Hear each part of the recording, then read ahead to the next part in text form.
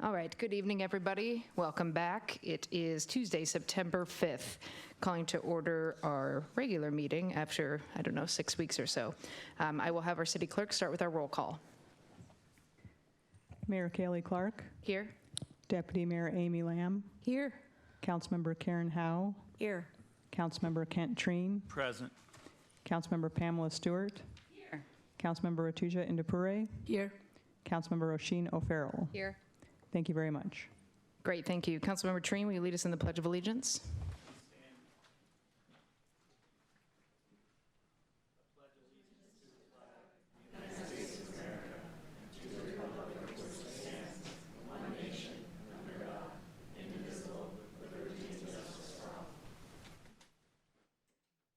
Great, thank you. And I will read our land acknowledgement statement.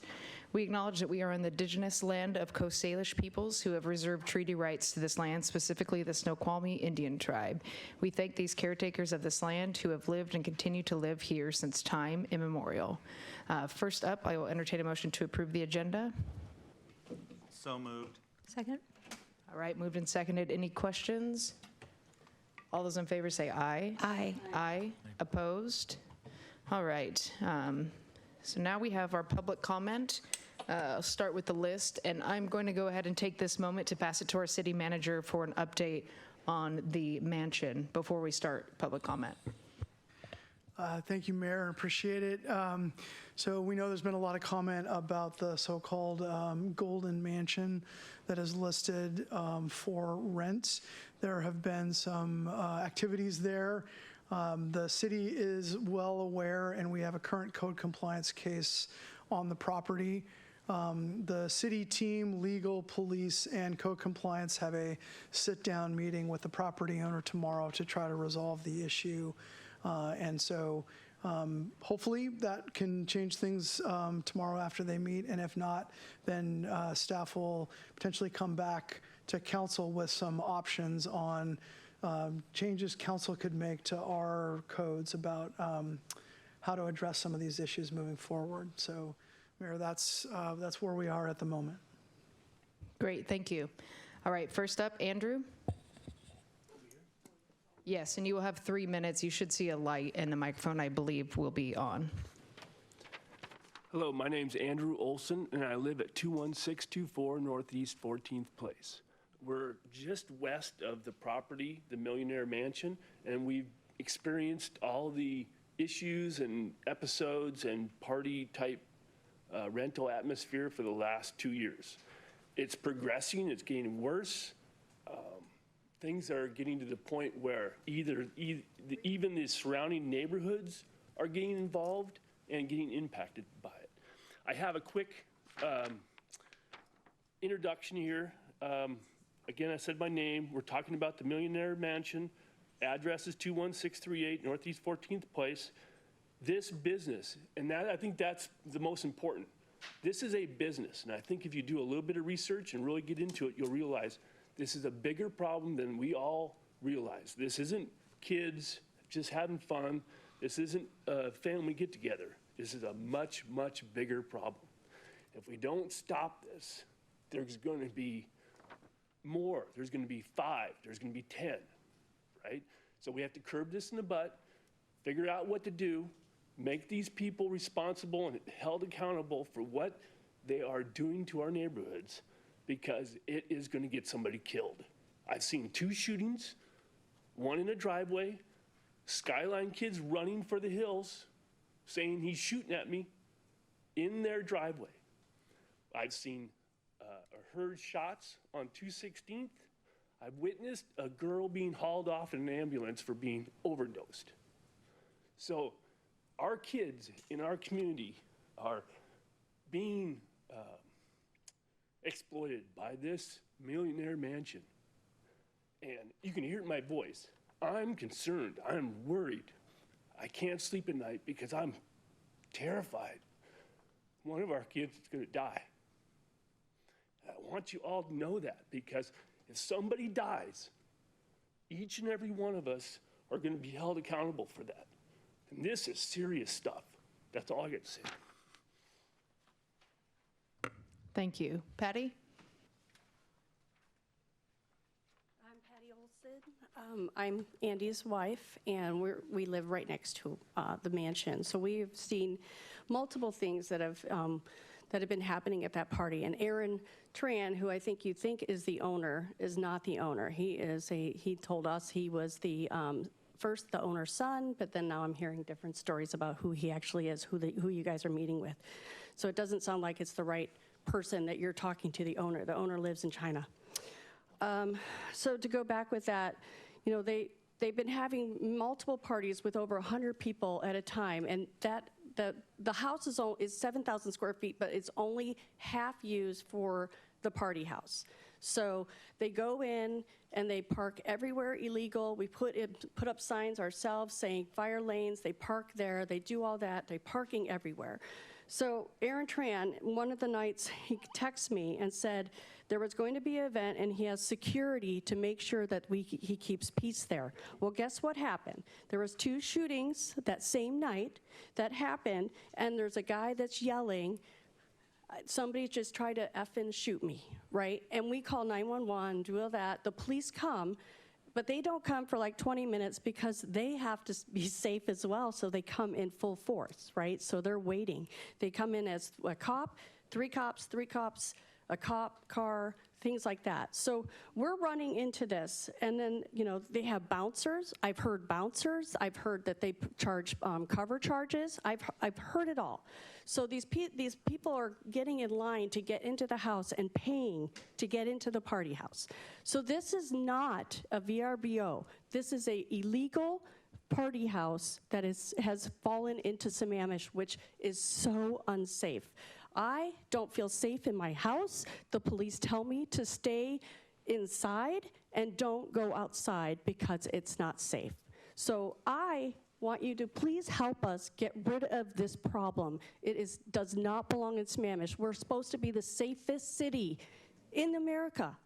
And we are falling from that if you don't help on this project, because if it happens there, it's going to continue, and people are going to hear about it and say, Sammamish is open to this. Let's not let them hear that. Let's fight this. That's what I have to say. Thank you. Kelly?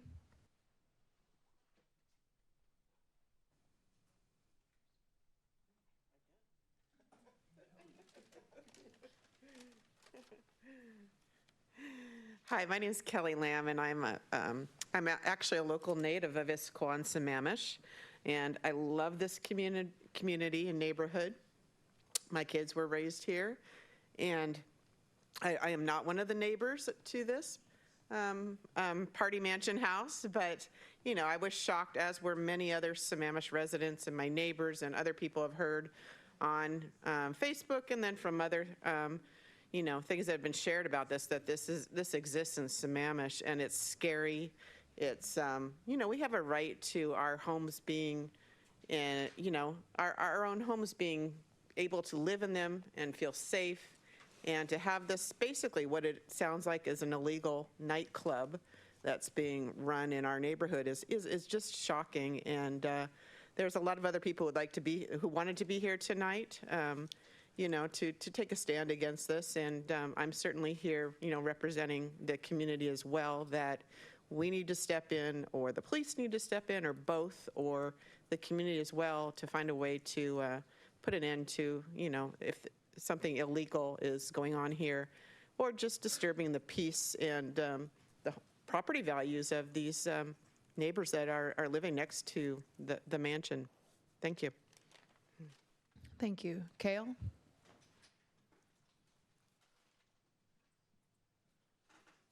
Good evening. My name is Kale. I live on 216th. So we're talking about the party mansion. I am not a next door neighbor, but we hear the noise. It's woken me up a lot. It's highly disruptive even to me. I'm about a 10-minute walk to this house. I've had to chase people out of my yard throwing drugs away when the police were towing their car out in front of my house, illegally parked in the middle of the road on 216th.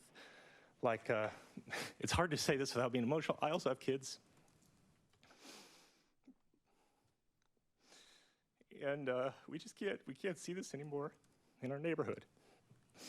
I want to raise 3 issues, to consider, and then 1 request. one like my other neighbors, this is not a rental property. It's a club. It's an event venue. It's a business.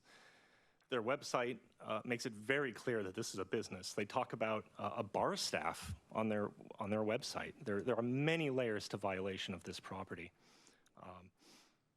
And as we heard from some of our other neighbors, we know that they've had armed bouncers from time to time. I've talked to other neighbors that have been turned away from parking in their own home because a bouncer told them they can't be there right now until they found out they were an owner. Just imagine.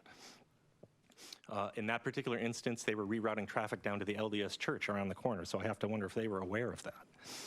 I'm going to ask the city to consider the integrity of the zoning code. As I understand it, this property has about $200,000 in liens against the property. This has had no effect. Things have only gotten worse over time. As Patty pointed out, this is going to happen again and again.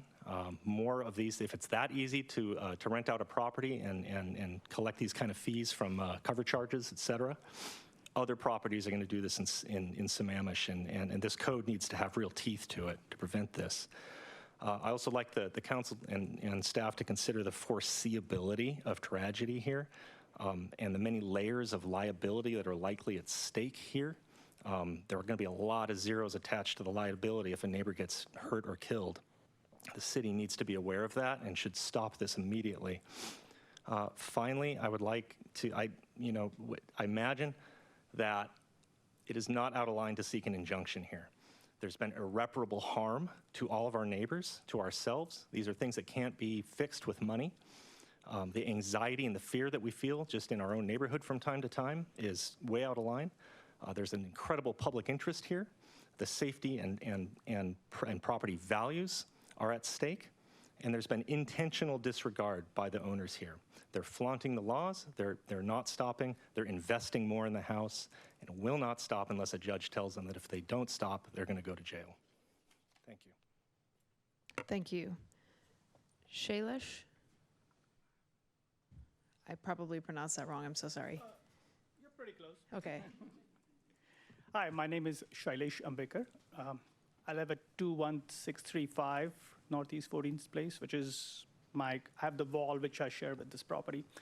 So a little bit of background on this. I moved in 3 years back. I bought this house 3 years back. At that time, this house was vacant. Few months later, there were large number of trucks which came in, and I thought maybe they might have rented this property. Within about a couple of months, they started remodeling. And I was like, wow, that's awesome. They are probably investing a lot in this old house, maybe. They remodeled the entire driveway, which is already big. They just made it much bigger than that. And there was tremendous construction inside the house.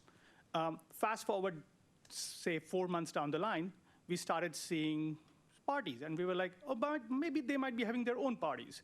But then it started happening every weekend. And then after a few days, it was literally alternate days. We're like, that's not common. That cannot be your private parties. This must be something which is going on, which is like a business. And then I was talking to my neighbors. Then when Patty told me it might be a business which they might have started. Initially, we were ignoring because maybe it's okay. But then it started troubling us a lot. One of the instances from my point of view was the party was so big, there were at least 100 cars on their driveway, on the main road, on the 216, the main road. And some of the cars were parked on my driveway at night. Unfortunately, on that night, my friend called me for an emergency. I didn't know there are cars parked on my driveway. It was 11 o'clock at night, and I went outside, and I was like, what is this? My driveway is completely blocked. I couldn't even get out. So then I just tried to figure out. I called 911, and 911 was like, it was going to take them time.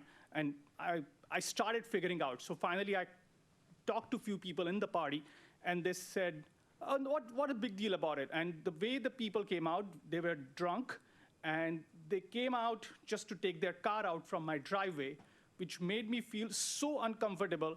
And that was not the only party, by the way. That was the worst, but there were so many similar parties which happened, and it's been now more than a year, and nothing has been done.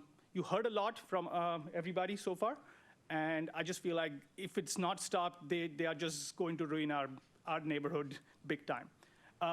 One more important information for you. Kenny Ma is a person who reached out to me last week. He's a property manager for that house. And if we need to talk to that person because the owner is in China and Kenny Ma is the one who is managing the property and he cannot do anything. That's what he said. He's trying to figure out legal ways, but right now he cannot do anything with this property. Thank you. Thank you. Gus?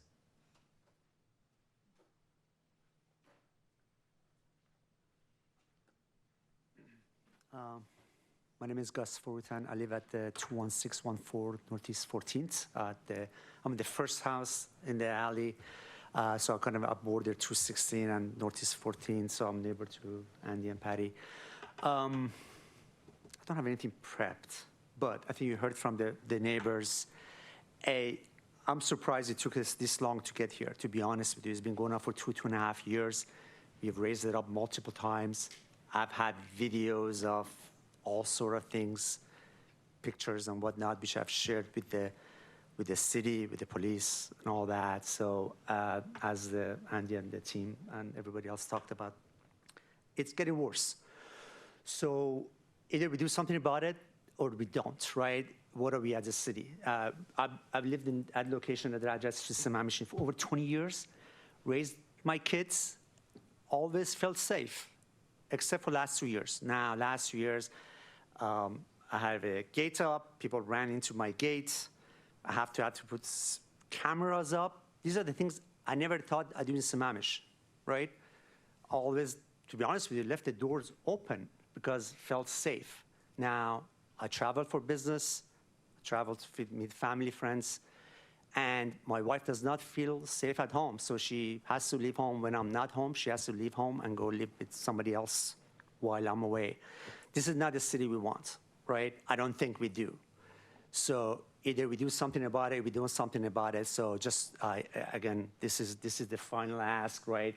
We all here, we kind of like a begin mode right now, because so far nothing has been done. I know the police comes and they do their best, but nothing has happened so far. Just want to make one note. Obviously, fines doesn't do it. I don't know what the meeting tomorrow is, Mr. Scott McCall. I'm sorry, probably pronounced it incorrectly. I don't know what the meeting is tomorrow that you guys having with the owner, because we're struggling to figure out who the owner is. I don't think Tran seems to be owner. So I don't know what the purpose of the conversation is. Fines doesn't cut it. If the person lives in China, as we all know, probably they bought a house, like I think it was 7, 8 years ago, right? So the value of the house has gone so high, therefore, fines of 200 grand or whatnot doesn't cover. That's not the deterrent. It's not gonna do it. So I hope the purpose of the call meeting tomorrow you guys having is not about, hey, we're gonna put more fines on you and all that, because that's not deterrent. It has not deterred them. Things got gone worse. And I think, as was mentioned, if something drastic happens, somebody dies, right? Just to make sure everybody's on the same page, right?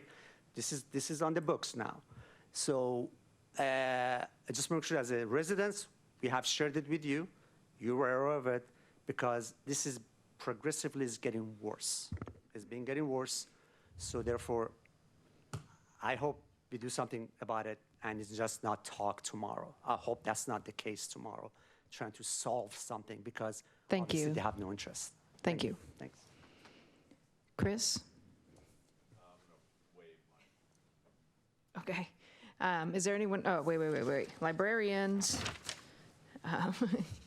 Michelle, please.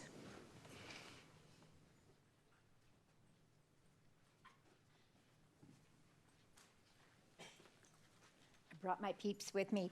I'm Michelle Drovedal with, I'm the manager of the library next door, and I'm here to tell you some good news. We're changing our hours. And one of the things we're doing is we're swapping Sunday for Saturday. And people, oh no, but we want to align with all the programs that the city is doing on Saturdays. So we want our staff here and ready to go with all the programs you are doing. So that is why we're switching from being open on Sunday to being open on Saturday, and when we get more money and more staff, we're going to be open 7 days a week. And I'm going to let Mary, our Library Information Services Manager, tell you about some of the services and introduce my peeps. Thanks, Michelle. My name is Mary Comstock, and I'm the Librarian and Information Services Manager for the Sammamish Library. And we are very excited to expand hours on a daily basis and also swap to Saturday from Sunday. And the other great news is we are doing a lot of hiring, which is fantastic coming out of COVID. We feel like we're finally emerging. And tonight I brought two of our new librarians. Jenny Yanagihara is our new children's librarian. We are very excited to have her join us at the Sammamish Library. And also next to me, her very first day on the job is, what a great thing to do on your first day of the job, come to the Sammamish City Council. Alana O'Neill, and she is our new teen services librarian. And we haven't had a teen services librarian in a long time. So we are super excited to have both Jenny and Alana join us. We have a new adult services librarian who is going to be here tonight, but she's on the desk helping patrons. So she couldn't be here. Some of you may recognize her name. It is Sarah Jensen. She used to be our children's librarian, had left for a short time to go to a library system in Central Washington, too long for us, and now has returned as our new adult services librarian. And we have one more opening to fill with librarians, which is an additional children's librarian. This is a growing community. We have a lot of children here. And we want to make sure that we have librarians for all age groups, but most especially our youngest patrons and their families. We are bringing back story time in September. And we are also going to begin, or I should say restart our chess club for our children and young adults. So we're super excited to have that happen, along with other programs that you'll begin to hear about. We're always interested in talking with the city about collaborating and partnering on programs, sharing our resources so that we can reach our common patrons. So we're very excited to have your support, thrilled for our new librarians, and our hours increasing. Thank you. Great, thank you all, and welcome, both of you. Nice to see you. All right, let's go online, I believe. Oh, okay, James? James Eastman, East Lake Sammamish Parkway. Sorry, I'm not here to talk about my stuff, but I think I can be helpful in this Airbnb VRBO situation. For every property owner, there's an opportunity cost. For me, I lost my tenant of 4 years, and I had a property that I needed to rent out, and I thought, oh, I could Airbnb it. I don't know my timetable. That'd be good. Or VRBO, or I can find another renter. But eventually I'm going to develop my property. So I went with Airbnb, VRBO. They're the two main companies. They're also connected. I think VRBO is owned by Expedia, and there's all these different companies. But I mean, I pay a fortune in taxes to the city for mine, and VRBO and Airbnb, they're probably making in the millions of dollars from houses here in Sammamish. So, I mean, it's really important to them to be good citizens and good stewards. The last thing they want is one bad apple to ruin their business, ruin the, opportunity. We don't have a hotel in Sammamish. Families can come here and stay while they're visiting other families and do what they're supposed to do. So they take this very seriously, and I think we have a huge communication issue here. Everyone's been very emotional tonight, but I'm on their website right now. I mean, you can get a call immediately if you report an urgent neighborhood situation. You can also report concerns and send a message, and they'll investigate and follow up. And if you cut off VRBO and Airbnb, I'll tell you what, there's no opportunity cost is they have to rent the house out. They can't, without those two websites, they can't really survive.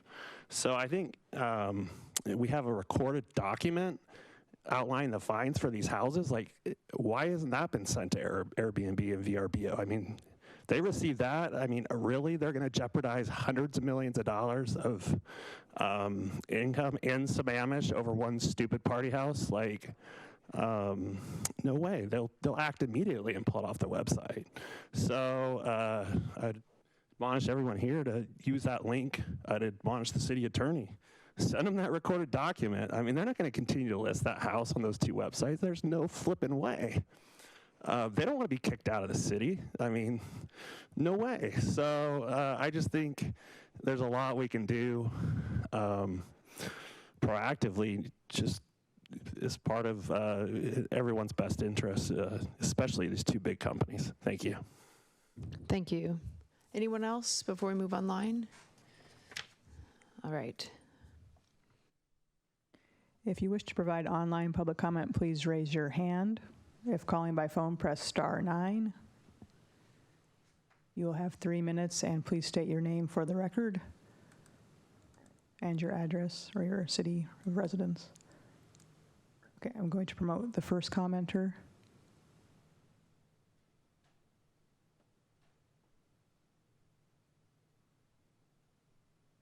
Mr. Stickney.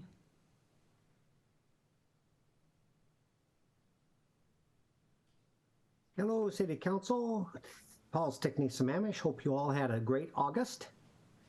Today I sent in a couple of written comments. One was about the communication strategy for the city. And second, I sent in 3 comments that I had sent to the Fiscal Sustainability Task Force. And they outline a different direction to contemplate to remedy the fiscal gap, as well as much more for both benefits to resident and the city. I believe a topic at the core of these comments for many, and just to say it, one of the most divisive words in Sammamish is housing supplies. How are housing supplies going to work? Well, there's a formula to transform housing supply issues from a place of anger for some, vitriol, negative emotions, fear, to face housing supplies head on, resolve them, and add desirable, sustainable outcomes. And before we talk about the formula to do that, I'd like to read you 7 versions of the acronym FEAR. And I suggest that we move away from the first 4 and into the next 3. Here are the first 4. False expectations appearing real. False evidence appearing real. Finding excuses and reasons, and forget everything and run. I think we need to move to embrace, find everything and realize, for everything a reason, and face everything and rejoice. What is the formula to resolve and settle housing supply issues? I believe it's I2E3. And I2E3 needs to replace the EI housing approach Sammamish has used since incorporation. And EI means top-down emotion and ideology regarding housing supplies. In I2E3, I1 and E1 are information and evaluation that level set discussing all EI housing ideologies. I2 and E2 is to reconsider EI positions based on information and evaluation. And what's E3? It's the most important of all. It's tapping into emotions involved after understanding all the outcomes from radically contrasting housing ideological directions. So housing emotions and ideologies must be reassessed with information and evaluation, plus emotions and feelings, with full understandings of over 40 differing outcomes. Which I2E3 direction is best, minimal, very low, or optimal? That's what we have to figure out. This decision is 20 years overdue. The stakes are high, and we need to get it right. Thanks for the opportunity to speak. Have a good meeting. Thank you.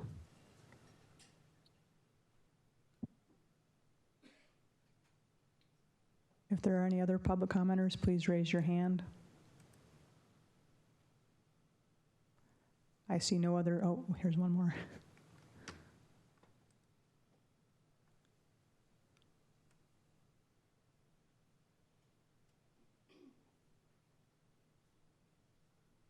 Mary Wichter.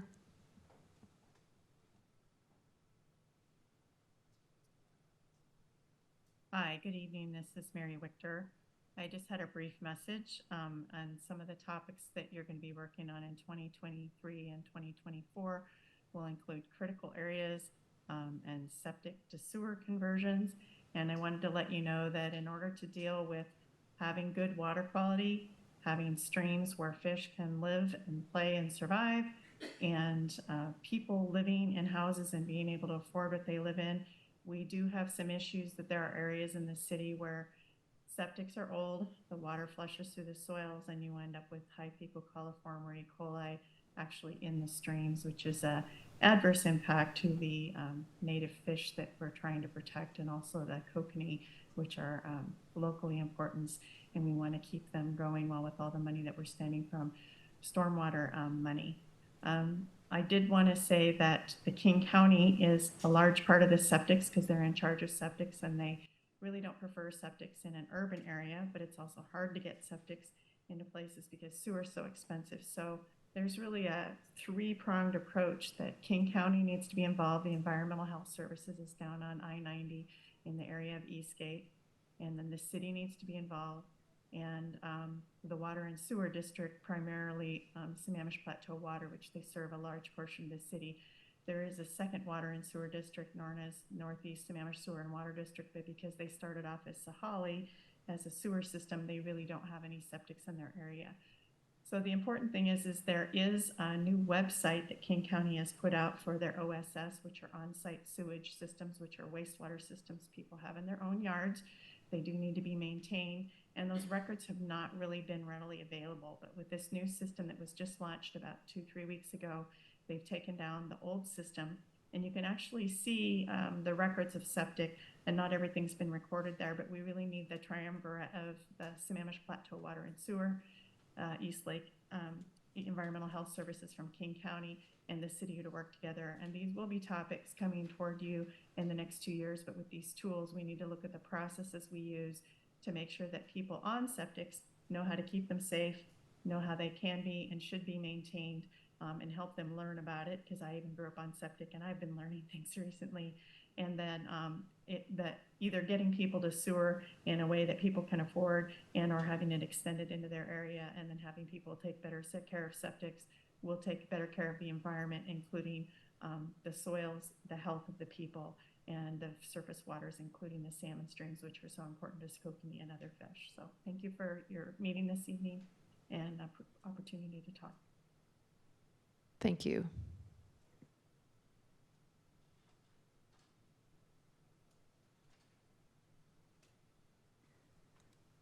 I see no other public commenters. Back to you, Mayor.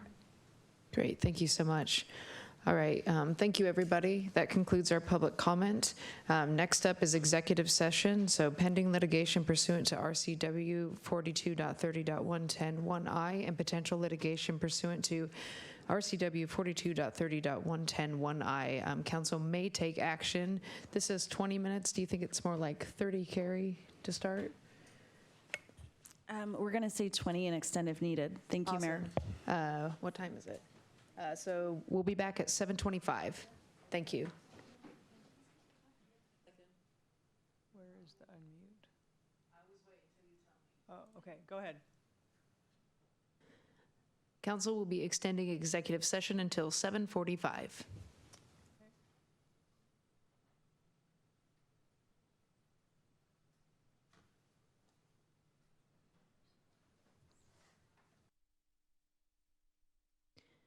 Council will be extending executive session until 8:10. Thank you.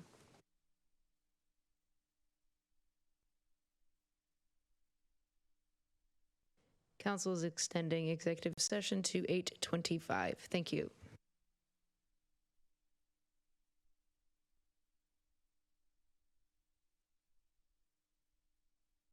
Council is extending executive session to 8:30. Thank you.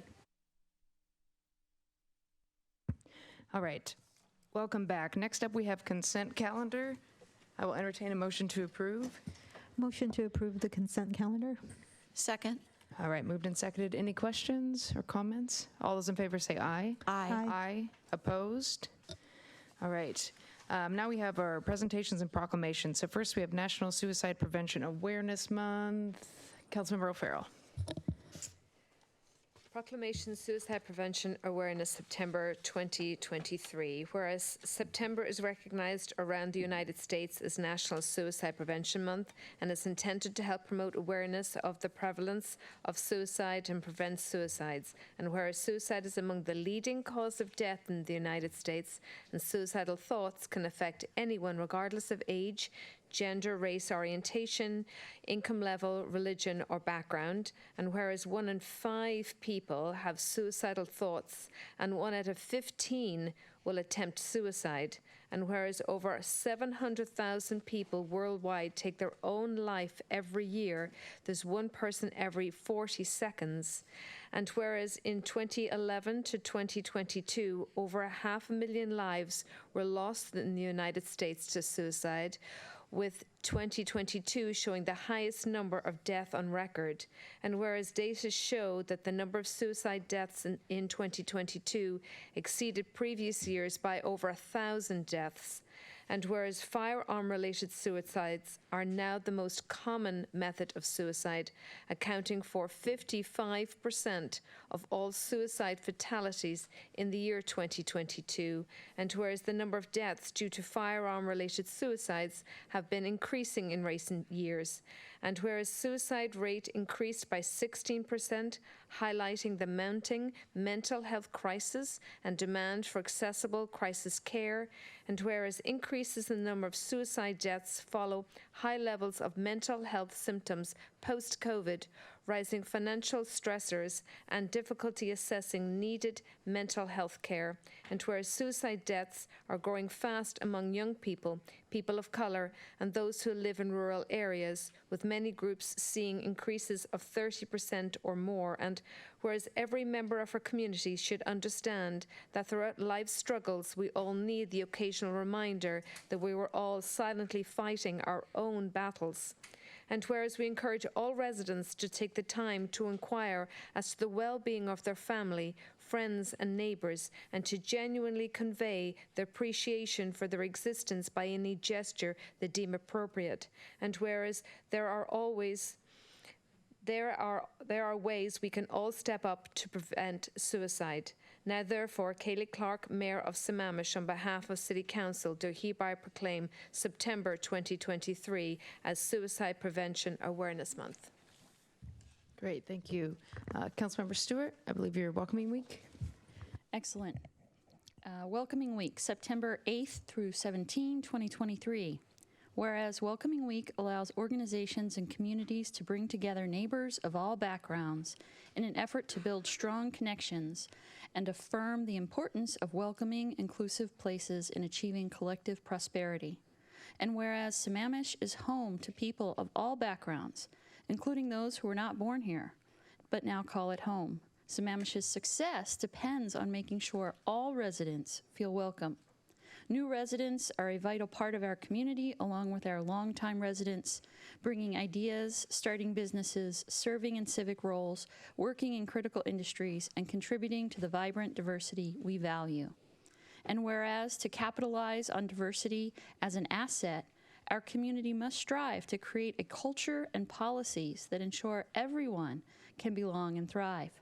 That includes addressing disparities, countering hate, understanding history, and helping neighbors come together. Our community has faced structures, systems, and policies that discriminate against residents who are born in another country, are Black, Indigenous, LGBTQIA+, and other identities. And whereas disparities in life outcomes exist along these lines and others in Sammamish, while those most directly impacted are residents who are discriminated against, whose life outcomes are, on average, more adverse with these identities, all of our residents are adversely affected. Anti-Blackness, racism, xenophobia, and all forms of othering threaten our collective well-being, health, and prosperity. And whereas, regardless of where we are born or how we identify, we are all residents of Sammamish, and our lives are interdependent. It is time to come together and build communities where every resident has the opportunity to thrive and contribute. By fostering a welcoming environment for all, regardless of immigration status, race, ethnicity, place of origin, English language proficiency, religion, income, gender, sexual orientation, differing abilities, age, and any other factors, we enhance Sammamish's health, economic prosperity, and well-being for current and future generations. Now, therefore, Mayor Kaylee Clark, on behalf of the City Council, proclaimed the week of September 8th through 17, 2023, Welcoming Week, and call on our residents to reach across lines of difference and participate in some of the Welcoming Week events across Washington.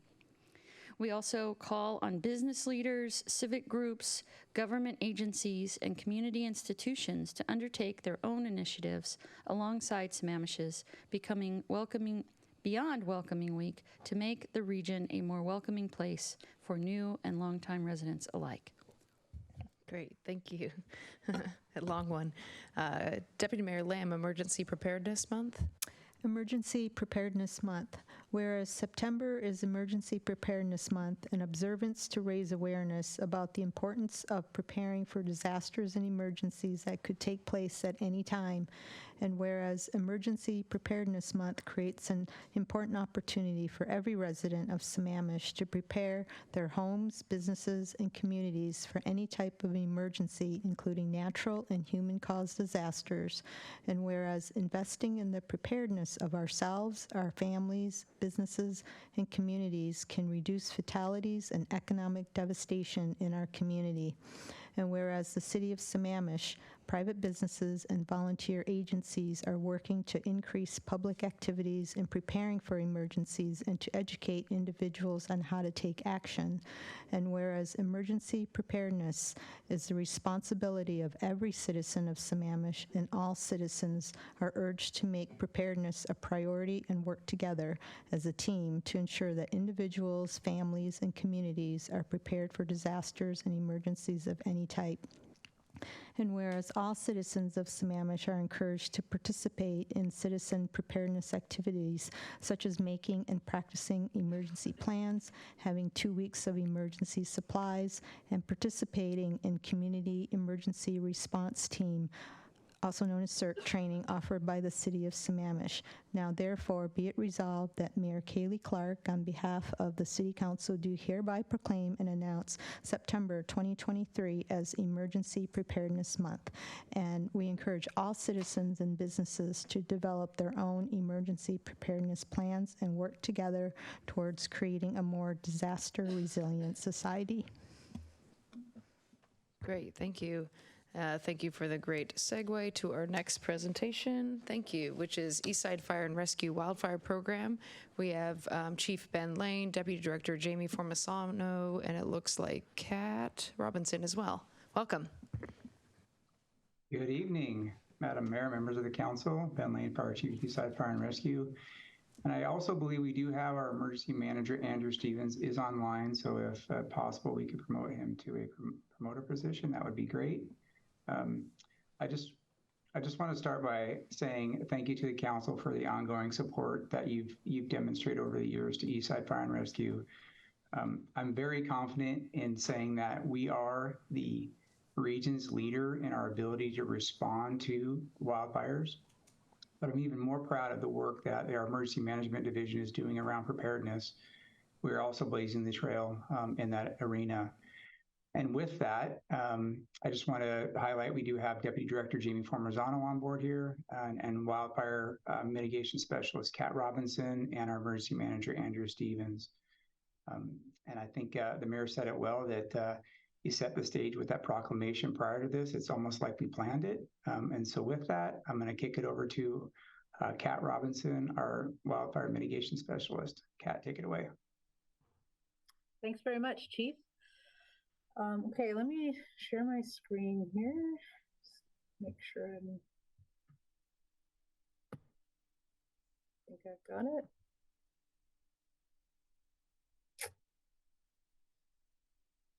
Okay. Nope, Christine, hang on. Sorry. 3 different screens here. I'm figuring it out. There we go. I want this one. No. Oh, there we go. Perfect. Okay. Thank you very much. Thanks for having us here. I really appreciate the opportunity to speak with you about a very important topic. I know it's been on everybody's mind for some time, and there's been some tragic events in the news lately that have brought it even more to our minds. So I'll move through this presentation a little bit quickly because I know there might be some questions. My name again is Kat Robinson. I'm the Wildfire Mitigation Specialist and Emergency Coordinator here at Eastside Fire and Rescue. The background I have in this picture is there for a particular reason, not just because it's a pretty picture to look at, but because it's my hometown, Redding, California. And it's a very beautiful place to live, very recreational, in some ways very similar to this area, in other ways quite different. But on most days it looks like this, but in the summer of 2018 it looked like that. And it was a challenging time. I still have my family who lives down there, friends, people who lost their homes. I went down and worked in some of the recovery after this, and wildfire has always been a part of my life, and it's something that's near and dear to me. So I take this position very seriously, and the work we do is very important to me. So as Chief Lane mentioned, I am part of the Emergency Management Division here at Eastside Fire and Rescue.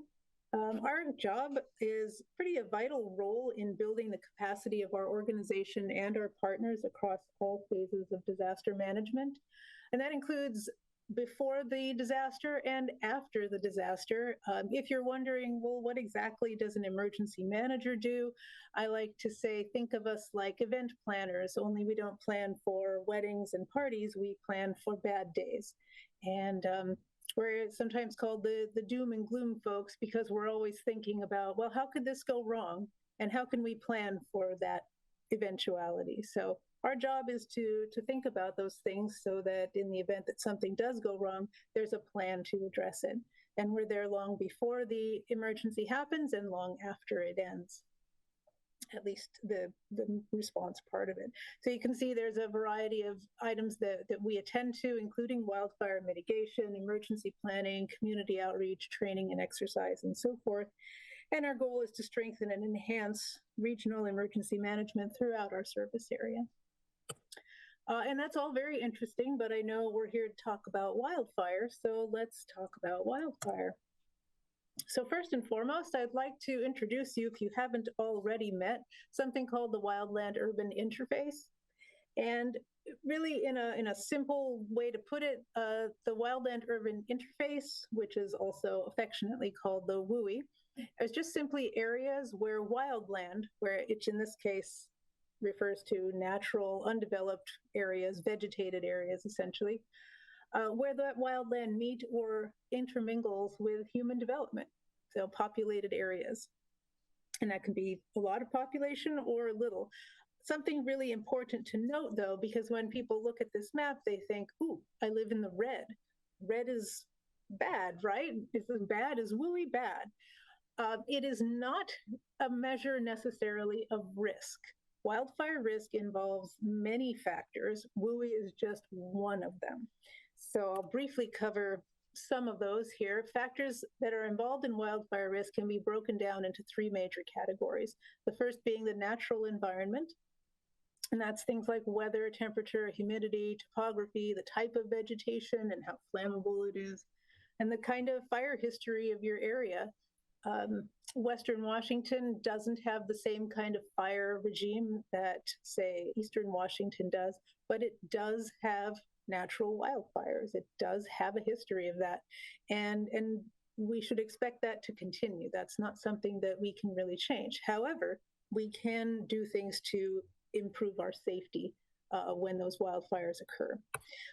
Next, the built environment is also a measure of wildfire risk, and that includes what type of building materials are we using in the construction of our structures? What kind of infrastructure do we have in our cities and in our outlying areas, including roads, the access and how the evacuation works in that area? And then finally, the social environment, most importantly, population, but also how we view our areas culturally, historically, and for recreational purposes. The social environment is pretty important when it comes to wildfire risk, and the increase in population is something that's especially important because most wildfires are started by people. Whether intentionally or unintentionally, we tend to be the cause of them. And so the more people you have in an area, the more likely you are to have a wildfire. I'll draw your attention to a couple of specifics about the wildland-urban interface, specifically two major types that we have in this area. One is the interface, and you can see that in the top picture there. That's a built environment, a neighborhood, a city, a town that's largely unvegetated or very minimal vegetation, and then it's adjacent to all of this forest land. That's going to be something that we do have in this area. More commonly, though, we have the second type called the intermix, which is where structures, so our buildings, our homes, our businesses, and so forth, are intermixed with wildland vegetation. And that's something that we value in our community. We like our natural spaces weaved in and out of our homes. So the fact is, the WUI, the wildland-urban interface, is here to stay. So how do we live safely in it? What Eastside Fire and Rescue is working on is a number of different ways to address the concerns around wildfire risk in our area. And so, first and foremost, we're working on a community wildfire protection plan. This involves several different aspects. I'll go through them quickly here, just high level. Collaboration is very important in a CWPP, Community Wildfire Protection Plan. We work with our community partners at all levels. So that includes city government, community groups, neighborhoods, and residences to identify areas of concern around wildfire. So think back to that natural, built, and social environments, and establish priorities and projects to mitigate the concerns that we have in those areas. Then we look at managing fuels, and that's to identify and prioritize areas for hazardous fuels reduction treatments, okay, areas where we can reduce that flammable material, and work together toward a more fire-adapted community. Next, safe and effective response. Eastside Fire is always working on planning, collaborating, and training to ensure that we are ready when wildfire does occur. And remember, all wildfires start small. So if we have the training and the response ready, we can help put them out before they get too dangerous. Community preparedness is also a critical aspect of this. We establish and maintain partnerships and opportunities for our communities to learn about wildfire preparedness. Presentations for neighborhood homeowners associations, community events, schools, businesses, and groups of all kinds, because the more you understand the risks, the more empowered you are to take action and protect yourself and your community. And then finally, ignition prevention. So how do we keep wildfires from starting? Well, we do some mitigation, and we look at ways that we can reduce the ignitability of our structures, which is a fancy way of saying, how do we reduce the chances that our homes and businesses will catch fire during a wildfire? Well, to that end, we have put together a home assessment program. We call it Wildfire Safe East Side. The goal here is to provide free wildfire risk assessments for homes and communities. Once you have a survey completed, you will receive a report that provides mitigation recommendations. They are not binding. This is not reported to anybody. Nothing's required of you. However, if you're interested in making some of those changes around your home, then your likelihood of fire igniting your home could be reduced. We call that lowering your home's ignition potential. Takes about 1 to 1.5 hours. I'll come out and take a look all around the outside of your home. It's not an inside assessment, it's an outside assessment. And we look at 3 different zones. The immediate zone, which is all within 5 feet of your home, the intermediate zone, which is between 5 and 30 feet from your home, and then the extended zone, which is between 30 and 100 feet from your home. The most critical part is the 5-foot zone, that immediate zone, because there are so many things that you can do right around your home that can significantly reduce your ignition potential.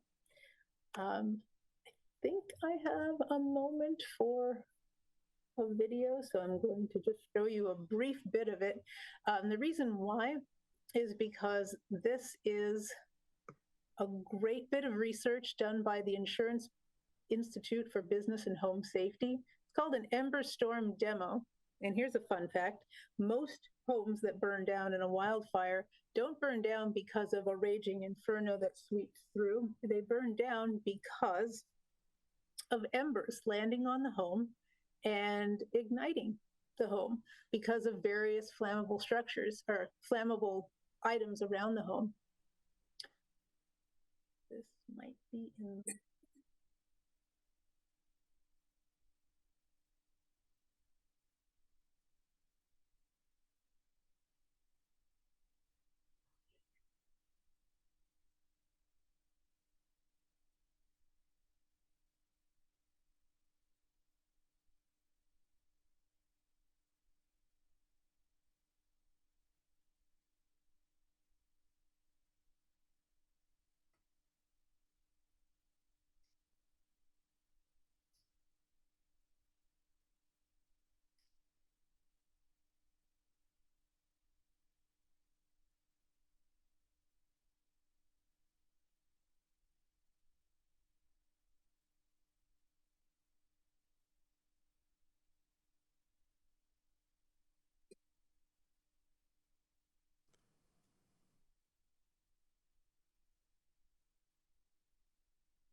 Hey, Kat, this is Scott McCall. If there's audio for this, we're not hearing it, just FYI.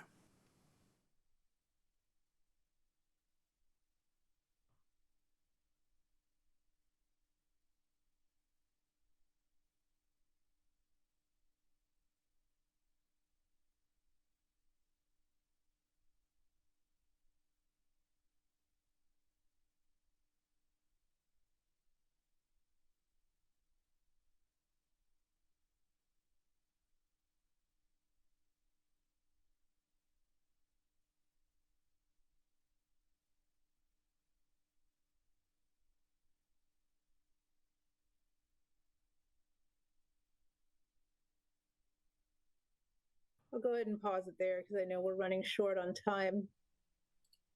But as you can see, different types of materials that are used in building homes and structures can make a big difference in how that structure survives a wildfire. So the Wildfire Safe East Side Home Assessment Program will come out and take a look at your home and your property and provide you with information about how you can better prepare your home for wildfire.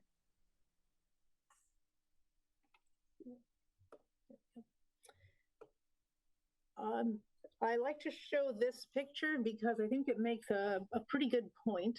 Between 2016 and 2022, all these little red dots represent brush fires within King County Fire Zone 1 that just that East Side Fire responded to. And you can see the green highlighted areas are our service area. All these dots outside our service area are where we assisted in calls. And you can see there's quite a lot of them. Commonly, what I will hear from folks is, well, it's too wet here, fire doesn't start here, it's not possible, or it's just so unlikely. But I think this map tells a different story. Wildfire is likely and happens a lot. And any one of these fires could have become that fire, you know, and we want to do our best to make sure that that does not happen.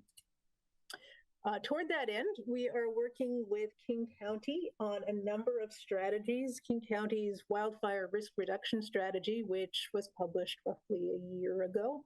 One of the items of action items was to initiate the Ready, Set, Go program. It's an evacuation program, and that has started. So you should look to see if you're getting information about this in your community. Also, signing up for Alert King County will help you receive emergency alerts in time to be to make action on them. So I encourage you to do that. I'll go ahead and skip those. So in wrapping this up, why do we prepare for wildfire? Because it is a natural part of our environment, because our homes are built within the wildland-urban interface, and we have our homes built out of materials that can be very flammable. So we have a greater potential for loss, including property damage, loss of life, and natural resources. So we want to do everything we can to mitigate that. And that's what we're here to do. That's my contact information. I encourage you to reach out, and I'm very happy to answer questions. Great, thank you. Council? Councilmember Napure? Thank you, Kat, for the wonderful presentation. I just had a quick question. I know you mentioned in one slide that homeowners can get that assessment done. Is that also on a higher level? Like, do you have the same ability for like HOAs? Because we do have quite a few HOAs in Sammamish. And then how do like the schools and businesses, how can they participate in this? Yeah, absolutely. I can do community level surveys. So if a community and HOA is interested in doing an entire survey, I can work with them to complete that. I also wanted to mention that once you've completed a survey, that qualifies you for a cost share program through King Conservation District. And the really great thing about that is that, for example, let's say one of the mitigation measures that's suggested to you is to replace landscape bark around your home with gravel. So there's labor and there's cost and materials and so forth. You can apply for King Conservation District's cost share program, and they will pay a certain percentage of the cost. You have to do an application, but it's a fairly simple, straightforward application, and they're very helpful at KCD to help fill that out. As far as businesses and schools, that is a goal. It's not something that we're doing right now, but that is a goal to add those to our program shortly. Deputy Mayor Lamb? Thanks, Kat, for the presentation. It's really helpful to see what we can do to keep our homes safe. I'm particularly interested in specific emergency plans, such as what would our evacuation routes look like if there were a wildfire from the north or a wildfire from the south? What would residents do if they need transportation assistance? How long would it take to evacuate? And what would happen if critical evacuation routes were unavailable? I know those are a lot of questions that probably would take a while to answer. So I guess what I'm looking for is there a plan that would be forthcoming in the near future that would kind of lay out all of these scenarios?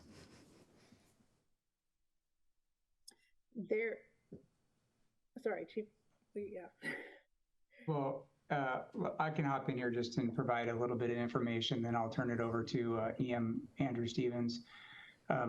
So it is a complex question, and specific to evacuation as it relates to any sort of wildfire. It's not a static incident, and it's really hard to predict where specifically that would occur. And this is where Kat touched on it a little bit around the Ready, Set, Go program. The single most effective thing that can be done for community members is to be prepared for an evacuation. And where we have seen residents get themselves into challenging situations where they have ignored the initial ready and the set, and they try to prepare when the go button has been pushed. So that's one of our areas around a strong focus and collaboration with King County to really make sure that residents in the event we do initiate any sort of evacuation warning, they do take it very, very seriously. And as you know, as residents of the city of Sammamish, we are definitely challenged by the infrastructure, something we cannot change. There's limited ways on and limited ways off of the plateau. That again is another reason for the overwhelming necessity for residents to be prepared.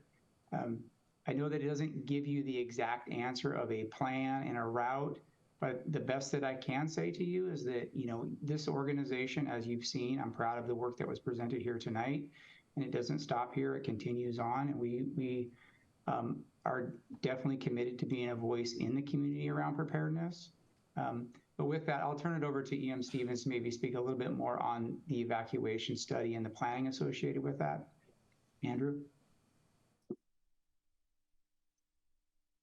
There you go. I was having trouble unmuting. Thank you, Chief. Excellent question, Deputy Mayor. City of Sammamish has actually done some fairly robust evacuation planning initiatives over the past several years that are basically, I guess, a good or best example for other jurisdictions across the county and the region to emulate. Last year, the city participated in what's called an evacuation time estimate study, where we looked at the actual infrastructure of the city of Sammamish, the roads, the neighborhoods, the housing densities, and using basically, as Chief mentioned, we don't necessarily know where a wildfire could start, but we were able to use basically the snow maintenance zones for the city and portion out the jurisdiction into several zones, evacuation zones, you would say. And then we were able to really extrapolate how long it would effectively take each of those zones or a combination of those zones to evacuate up to a 90 percentile. Because you never really want to plan for the 100, because it really could just be one individual who is not, decided they, during the survey or during the outreach to the residents said that they would take 6 hours to evacuate their home. It can throw off those numbers. So that exists, and it is a very useful tool, I think, to combine with a robust education and outreach program on Ready, Set, Go for the city of Sammamish to educate folks or residents on what zone they may be in. And that way, if, for example, we need to evacuate zone 3 and put zone 4 and 2 on a standby or a ready or a set warning, then we're not having people evacuate that shouldn't be evacuating and clogging some of the already limited infrastructure that we have.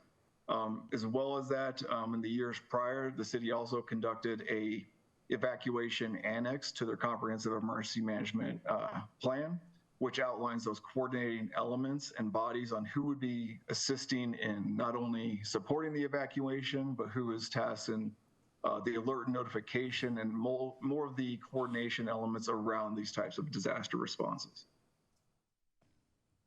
So thanks, Andrew. I am familiar with the evacuation time study. I was just looking at that a couple days ago.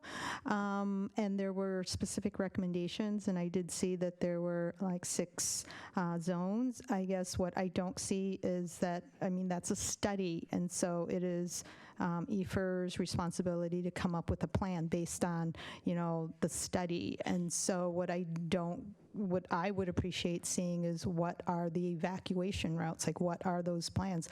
I think residents would appreciate that for their own peace of mind.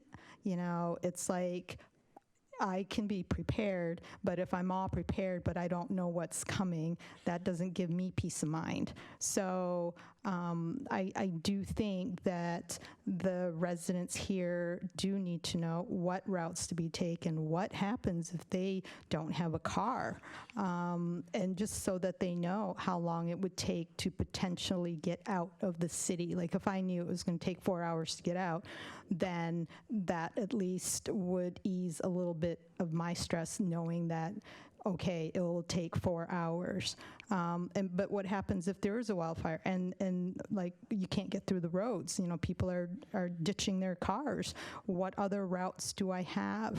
You know, are there going to be personnel on the road to direct traffic? I think the unknowns, I think, is what people would have anxiety over. So I do hope a plan is forthcoming. Thank you. Yeah, I think that's a great point. And one thing I think to point out is, and especially in evacuations and throughout the entirety of any emergency management plan, you have primary agencies and you have supporting agencies. In a wildfire situation, especially, I think Eastside Fire is going to be really looking at the response side of tactically stopping or putting out the fire. And as far as evacuation is concerned, the primary agency in Sammamish would be the police department and public works departments for ensuring those transportation corridors are open and the notifications and critical intersections are controlled.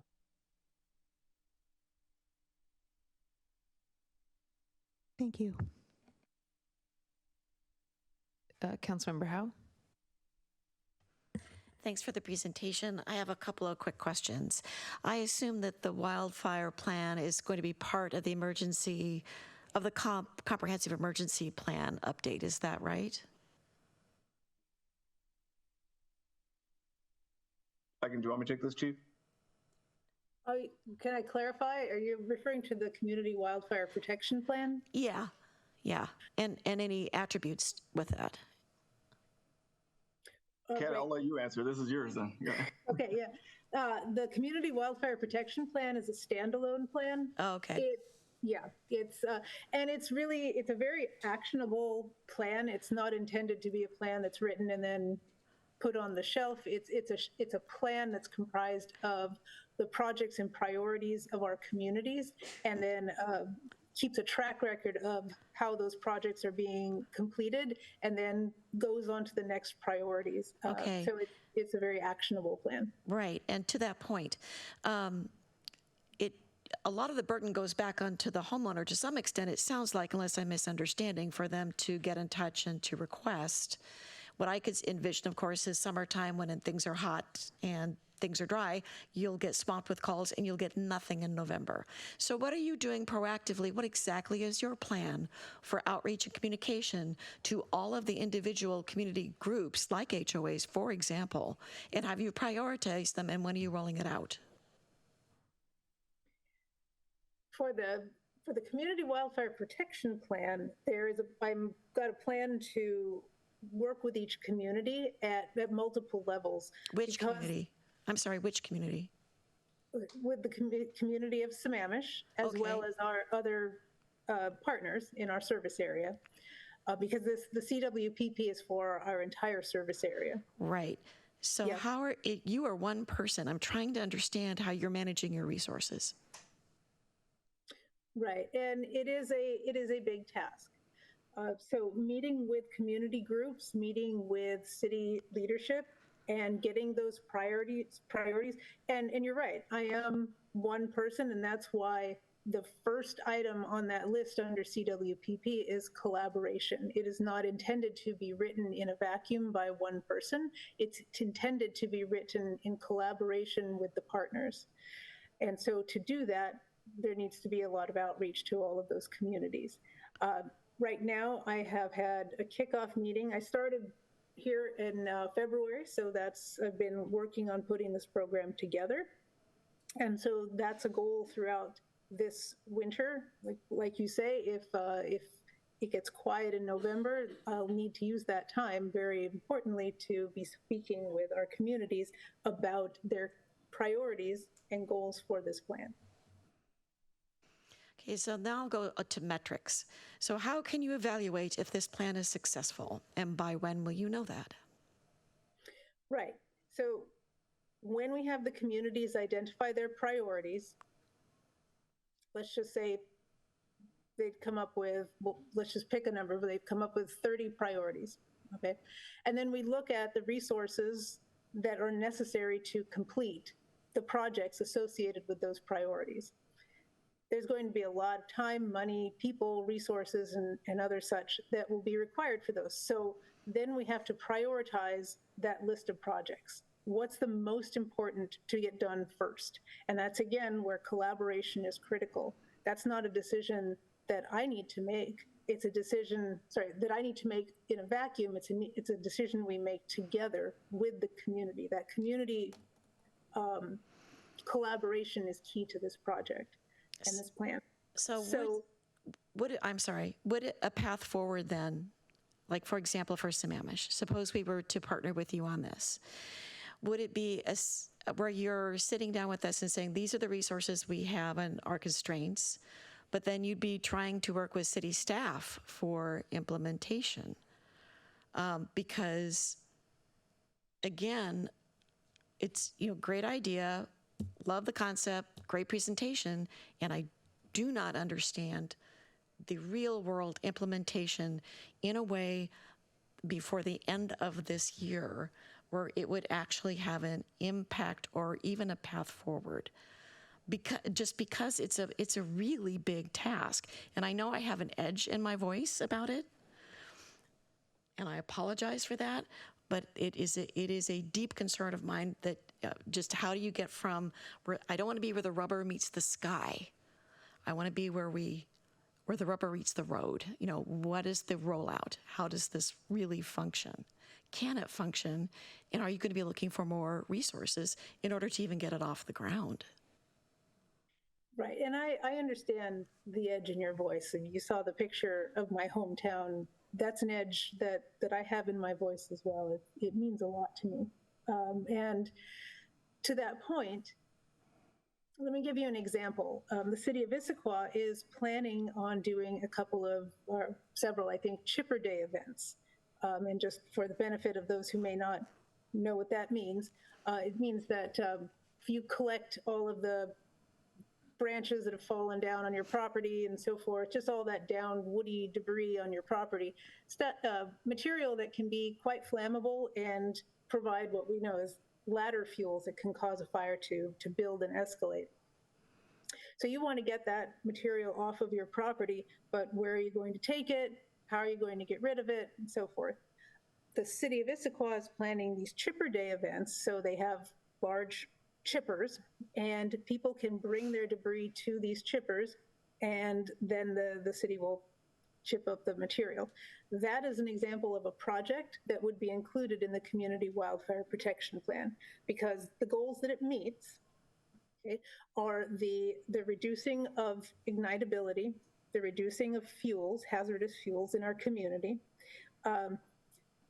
Right now, I don't know what stage of the decision they're in, if they're just taking anybody's material that they bring or if they're targeting certain neighborhoods. That's something that a community can do. I think, I forget who mentioned it, but a homeowners association could, as a group, apply for a cost share with King Conservation District to help pay for their own Chipper Day event in their own community, where they would address any down woody debris in their area so that they can reduce the ignitability of their particular community.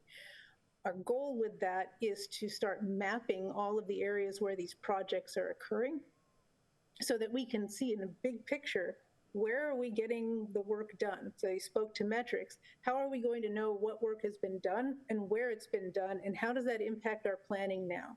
Does that change the priorities of the next projects because we've done a lot of work in this one area, and now it would be more sensible to move to this area because now we can create a true fire break between this wild land over here and this community here? That will take planning. It will take a lot of talking and collaboration, and you're right, it's me working with our partners, again, our cities, so City of Sammamish, as well as our community. It's not just a single responsibility of just the city, it's a responsibility of everybody to pitch in where they can. And that's where you get the community groups to come in as well and say, this is what we're concerned about, and this is where we can make that effort as well. Thank you for answering my questions. You bet. Councilmember Stewart. Yeah, Kat, thanks for your first visit here. We're really putting you on the spot, and welcome. Really appreciate that. I'm glad to hear that our study on the, evacuation is a leader in the area, but a study is not a plan, right? So I guess my question is more around sort of just the timing.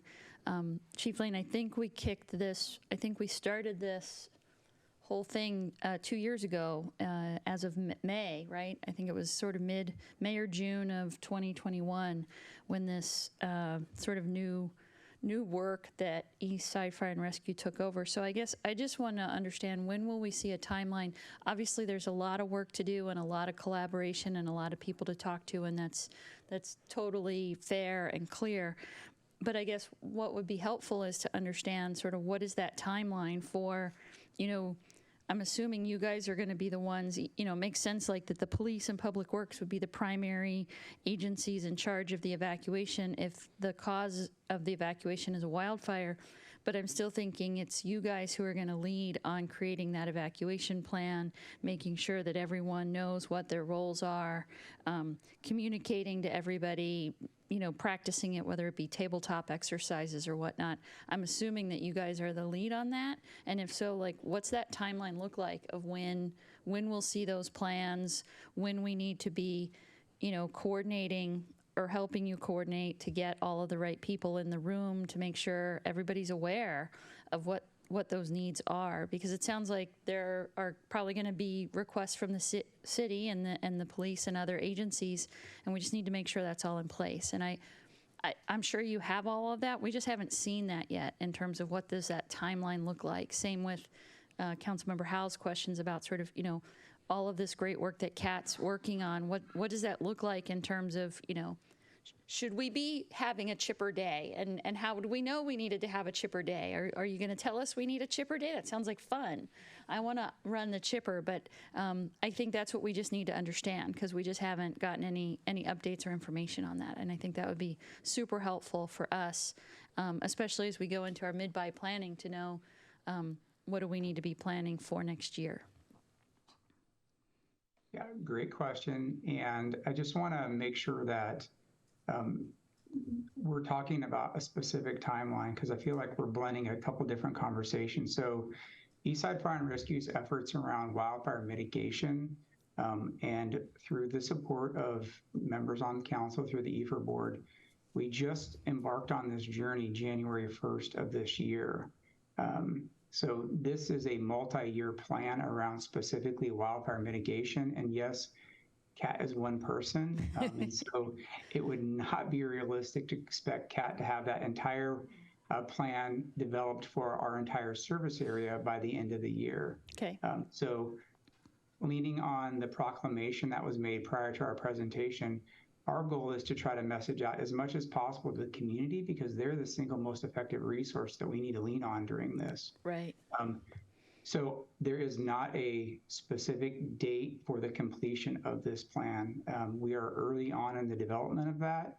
The work that went into another member who is not here tonight, Abdurizak Mohammed, who is our EM analyst, he worked to help develop some resources that are online. So when you scan that barcode and it takes you to that survey that we're going to encourage community members to do, that took up until from January 1st till now just to get that piece up and running. We're going to utilize that information as it gets pushed out to develop the plan and make sure that we focus on the areas that need the assistance the most. So I know that's kind of a long-winded explanation around specifically wildfire, but we are just starting this journey. And although it seems early and there's a lot of questions, I just want to let you know, and just a great reminder, that your local fire department, Eastside Fire and Rescue, is the organization that's blazing the trails on the west side. And I don't even know if there's an east side of the mountains organization that's doing the work that we're doing. So I'm just asking for a little bit of patience and continued support as we progress this.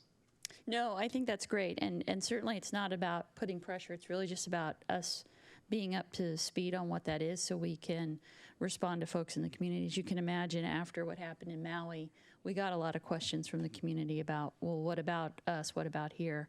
And I think that's where you're probably right. We were sort of blending things. So what about the evacuation planning? I feel like that's something that is something that we should have a plan for, right? That's something that's been part of our, I would think would be part of our emergency management responsibility, right? Because I know you guys not only do all of the EFR work that you do, but you also provide our emergency management capabilities here in Sammamish as well. And so I'm just curious when we would be able to know when we'll take that study and actually turn that into a plan, so that we can make sure that all the agencies that have responsibilities in certain situations are aware and that they're planning for that. Great question. I can let EM Stevens speak to that. Just go ahead, Andrew. Yeah, thank you. Again, it's going to take a lot more than just an evacuation plan. There is coordinating documents that the city already has, which would say an evacuation plan, but it's going to take training as far as staff coordination, how to properly, I think post-COVID, you may have a lot of turnover, a lot of new directors, and a resumption of full kind of EOC adoptions within the city and that methodology. The city right now is also going through a robust revision of its comprehensive emergency management plan, which will really iron out those roles and responsibilities. Again, there's, as far as an if you want an evacuation plan that says go from point A to point B, when this, alarm is triggered, that is not going to happen for a wildfire just because the nature of the hazard itself, we don't know exactly where it's going to come from. So things the city can do right now is begin educating the population on the plans that do exist on the evacuation time study, on Ready, Set, Go, on the programs that King County is promoting and Eastside Fire and Rescue is promoting.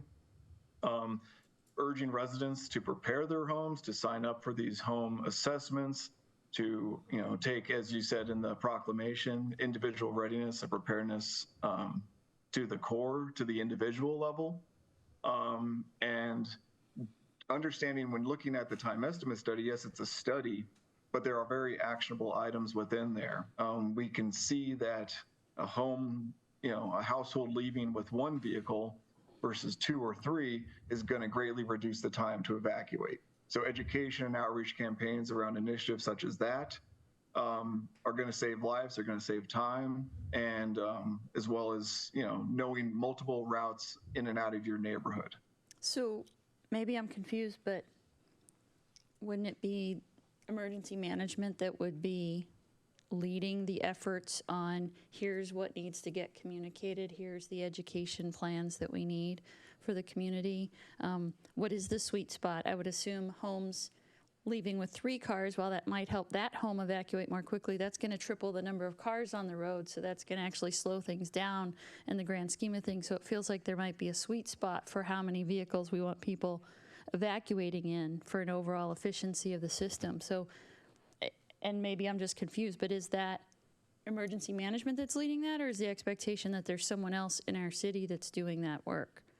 No, and I've worked directly with your communications manager and provided recommendations as well as city staff. And, to go back to Council Member Howe's, I think it was even your comment on Chipper Days, City of Sammamish personnel and staff were at these CWPP meetings. They're involved in the process, and we brief staff regularly on these initiatives.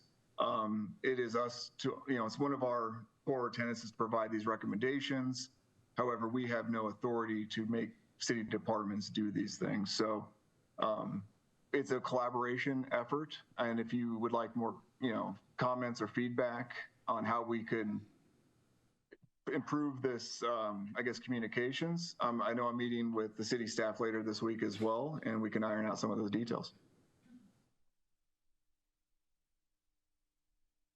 Yeah, maybe it would be helpful if we just sort of had what that overall plan is, right? Sort of here's the expectations of EFR, here's the expectations of city, here's the expectations of, the police department and any other agencies that we might need to. And if there is already a plan, that's great. Maybe you can just provide us with the link to what that overall plan is. I think that would be helpful.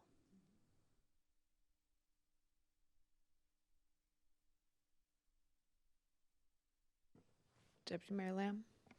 So I So I understand, you know, we don't know where wildfires start. It could start anywhere. But if there's a fire in the north, we could hypothetically say there could be a fire in the north. Where do I go? I know there's some neighborhoods that have barricades. I mean, what is the fastest way for them to get out? You know, there are some neighborhoods that do have egress issues, and do those, and I'm looking at the the evacuation time study, there were clearly areas that were identified that have egress issues, and do those neighborhoods know that they have an egress problem? So I guess what I'm trying to get at here is that it can't be the homeowners just being prepared. They have to know what to anticipate. And if they don't know what the plan is, even a rough plan, I mean, it is going to cause like I wouldn't be happy with that because it feels like I'm out for I'm on my own. Like the city's not helping me, EFR's not helping me. So I am looking for a plan. Yeah, and I think, you know, we've heard a fair amount around, well, one thing I think that, to me, I'm gathering that for tonight's meeting is we need to establish maybe a better rhythm for Eastside Fire and Rescue to report out on progress around emergency management and the things we are doing, so that you as decision makers, and certainly people who get asked questions in the community, what are we doing? What's your city doing? You're prepared with information. And to answer your question, or at least to speak to the comment around helping citizens be prepared and educated, there's clearly some work that we need to do, and I commit to you that we'll work with city staff on establishing, you know, the best way to communicate that information out. What I was trying to convey earlier around is just operationalizing, you know, an evacuation in the midst of a wildfire that, you know, we don't know where it's going to start. We don't know wind direction and all those pieces. So all great questions and comments. And we're definitely taking that to heart. And we commit to, we'll work with staff to do our best to be actionable on what we're hearing here tonight. Thanks, Chief Lean. Councilmember O'Farrell. Yeah, just on that, Scott, it just seems like we have a lot of communication that we probably need to gather all together to put in a cohesive message out to our public. Like that time study, I can't find it. I only kind of really briefly tried to look it on the website that Deputy Member Lamb was talking about. So I haven't seen that yet, and I doubt our public have. And then these new tools that are coming out from EFR about the house inspections, which seems like a fabulous thing to have individual homeowners do, not to mention HOAs. My own neighbourhood is surrounded by a ring of trees, and I'm already thinking this is something we need to do as a neighbourhood. And then, you know, the emergency preparedness in terms of evacuating off the plateau. Like Deputy Mayor Lamb says, we also have some neighbourhoods who have barricades in place, and do they know how they would get out as a result of those barricades? You know, have we addressed those issues directly with those HOAs? And I think that's something as a community we need to start talking about in light of, you know, we're beginning to have wildfires on the west side that we have not seen before, and I think it's time we probably talked about those issues too.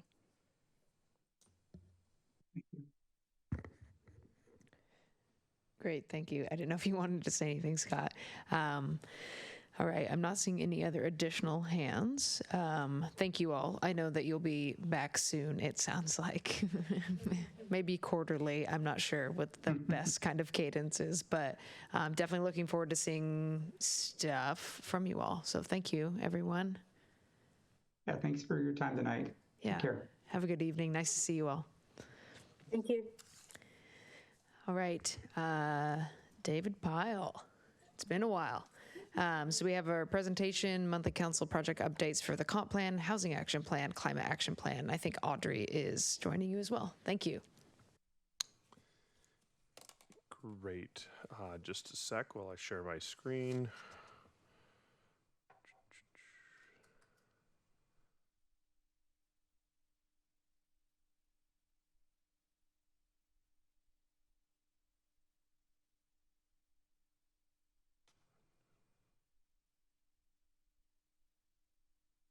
go. Great. All right. Good evening, Mayor, Council. David Pyle, Department of Community Development. Welcome back. Tonight we have our monthly update on major planning projects.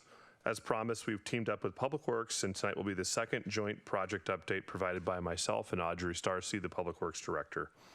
As both departments have projects making their way through community and legislative process, we feel it's best to bundle them together. August was a productive month for staff. Although the council did not meet, community development staff facilitated several meetings supporting the ongoing city planning efforts.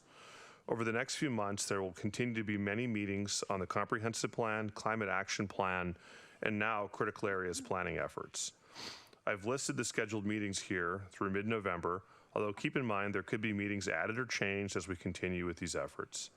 Two specific events we wanted to draw your attention to are the Block Party event on Saturday, September 30th, which will be held at Central Washington University campus, and the Council and Commission Comprehensive Plan Workshop, which will be held on Saturday, October 21st at City Hall. There will be more information on these events sent out and posted to the website, so please keep an eye out for additional information. I also want to take this opportunity to note that we do need community volunteers for the Block Party on September 30th. So if you have any ideas for people who may want to help Sammamish host a successful community event with a focus on planning for the future, please send them our way. As always, any questions on any of the meetings or events listed on this slide can be directed to my attention. David Pyle at the City of Sammamish, for anybody watching. For the comprehensive plan, we are continuing to track new land use and housing guidance. Conversations at the local, county, regional, and state level have focused on how to navigate the misalignment of a city's land capacity versus a city's growth target versus a city's affordable housing allocation. These are all terms you've heard, and hopefully you understand the tension at this point. Accordingly, we are refining our land use and housing strategies to align with PSRC direction.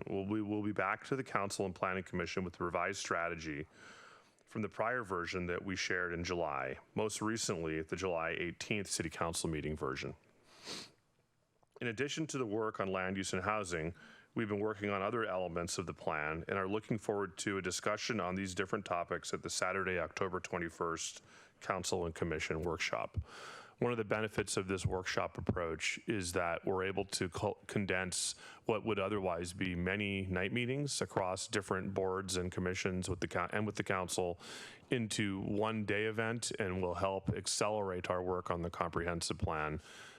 Something we're really looking forward to. We'd really like to get to the point where we have a draft of our updated comprehensive plan, and there are many meetings we need to get there, so that will really help us out. So we appreciate your cooperation and helpfulness in making that happen. Here you see the upcoming meetings related to the comprehensive plan effort. We've got quite a bit ahead of us here. The September 19th meeting on the land use and housing strategy is one that we're really looking forward to as staff, as we're really trying to nail down our direction and set our direction with our comprehensive plan to allow us to continue to build out the balance of the elements in the plan that generally all pivot around land use and housing. The Climate Action Plan has switched gears, and we've pushed out a public release draft of the city's first climate action plan. Woohoo! It's actually a really big thing for us. We're now initiating the legislative process, and we'll be presenting the public release draft to the Parks Commission and Planning Commission tomorrow evening at a joint workshop here in this room.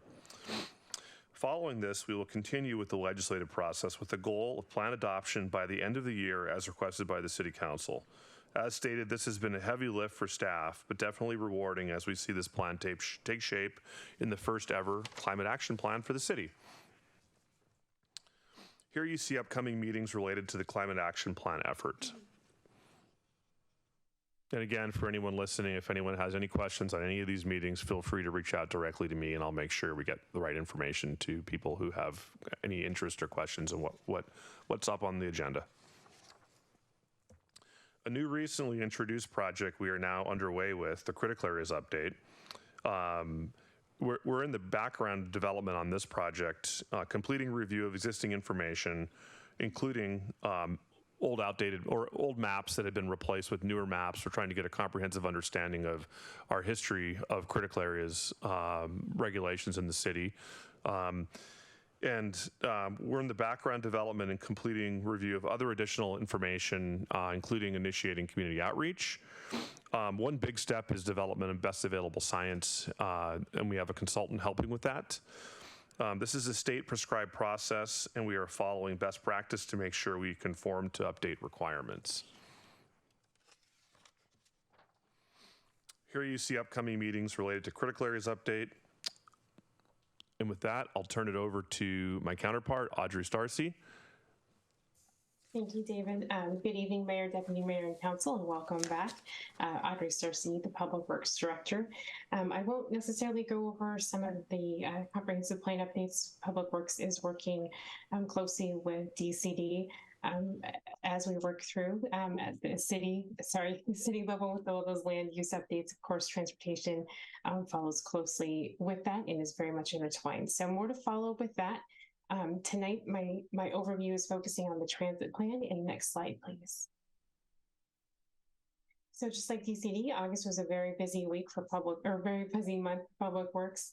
We were able to finalize our existing conditions report that's available on the project website. I have links to the right of your screen on best ways to find the transit plan webpage. We are working on finalizing our future conditions report as well as our project list. We just received the draft list last week and are going through that later this week with our consultants. Those projects lists and estimates will be prioritized and rolled into the draft plan, which will be available in early next quarter for council's review and input. Next slide, please. And I just wanted to put one more plug in for ways to get engaged with our transit plan. Just like our CAP is very exciting. It's the first for Sammamish. So if you haven't already, please sign up on the project website for updates. Please attend the block party on September 30th. And just one more reminder that our interactive map, we're collecting feedback from the community. It's very important for the plan. But that interactive map, that feedback is coming to a close September 10th this weekend. So thank you in advance to the members of the community that have already provided us with feedback. That's all that I had, so I'll turn it back over to the mayor in case there's questions. Thank you. Great, thank you both. Council, do you have any questions? Councilmember Stewart. Yeah, I noticed we have a really exciting and important meeting scheduled on November 7th to do a work session on the Climate Action Plan, but typically we don't have a meeting on election night. So I didn't know if we wanted to see if we could move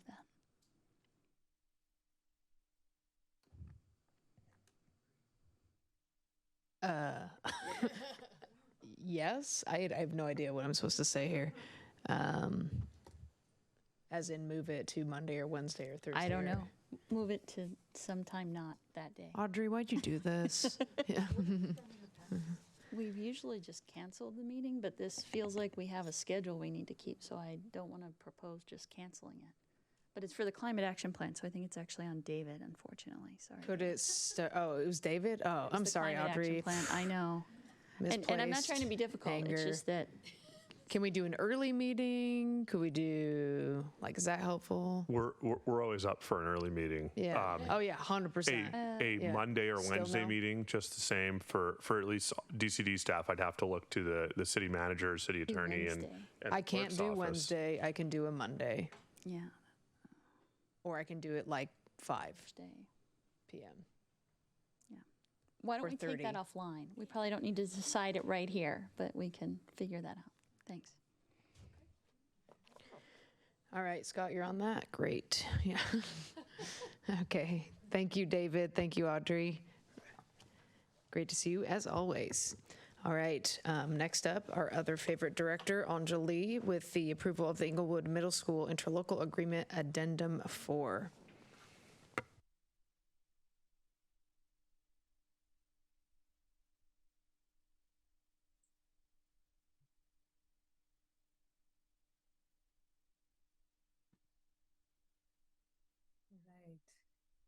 Good evening, Madam Mayor, Deputy Mayor, City Council, and Mr. City Manager.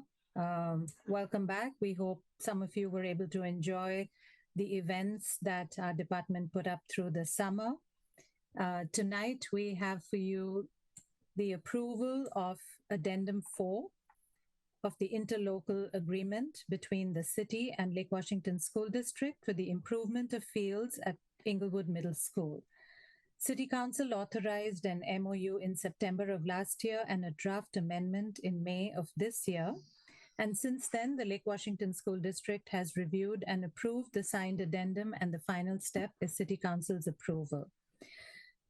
This project has been discussed by Council several times, from the feasibility through design, but as a refresher for Council and for those watching, this project is the city's initiative to add field capacity for the benefit of the residents of Sammamish.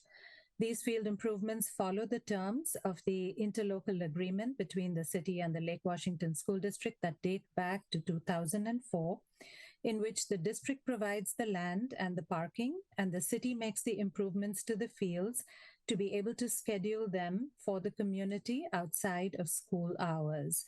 And in the case of this project, the city will actually end up with twice the hours that the school will. Maintenance for the fields is split proportionate to the use by the district and the city, while the parking lot is maintained entirely by the school district. So with that brief background, I will hand it off to Kevin T., Deputy Director of our department. Thank you, Anjali, and thank you, Madam Mayor and Council. As Anjali mentioned, my name is Kevin Teague, and I'm the Deputy Director for Parks, Recreation, and Facilities.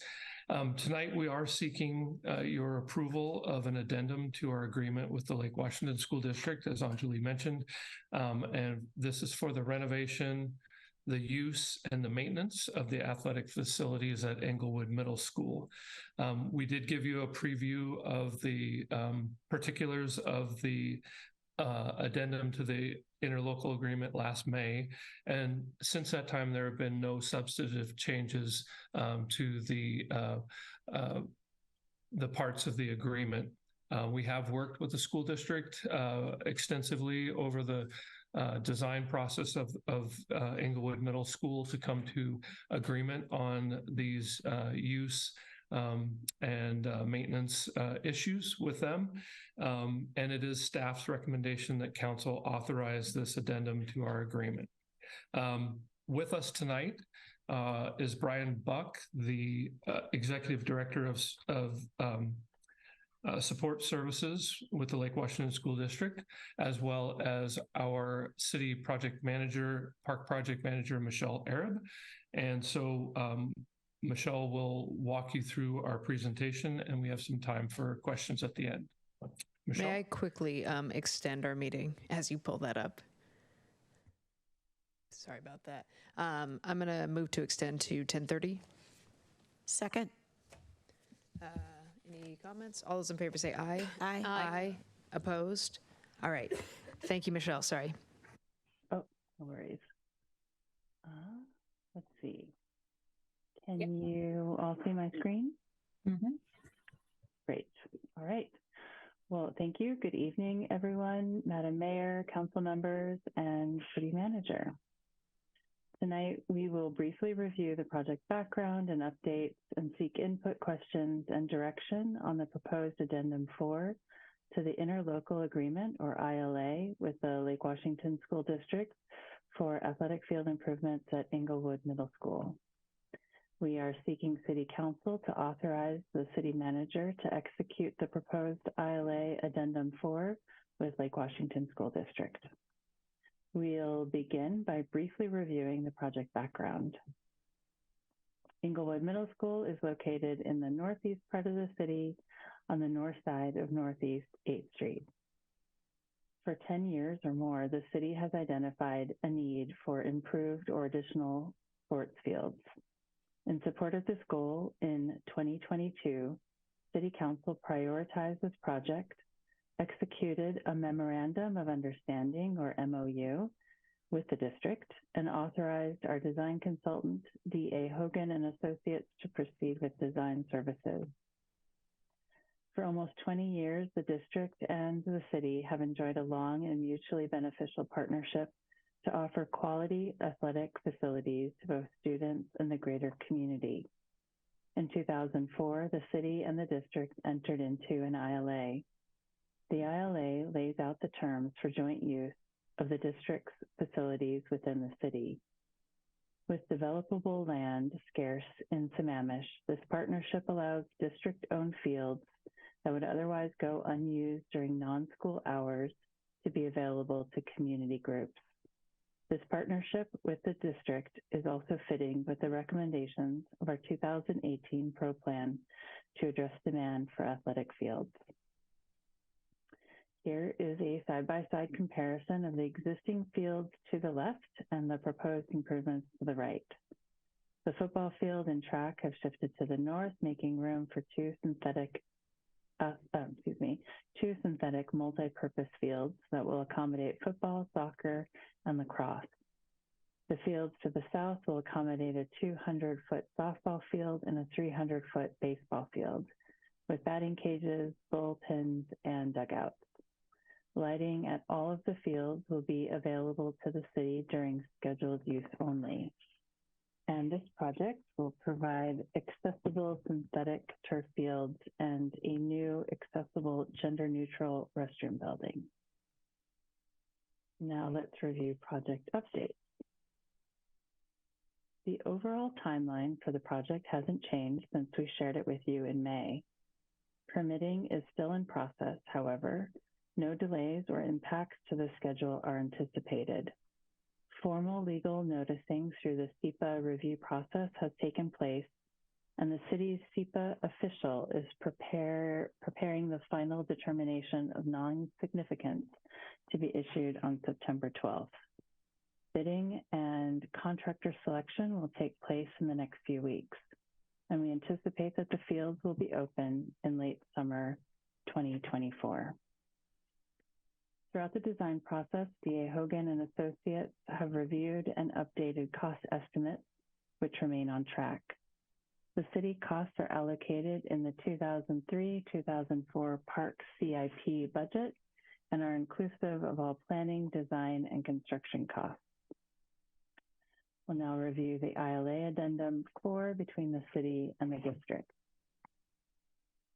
On September 20th, 2022, City Council authorized the execution of the MOU between the district and the city for the development of athletic fields at Inglewood Middle School.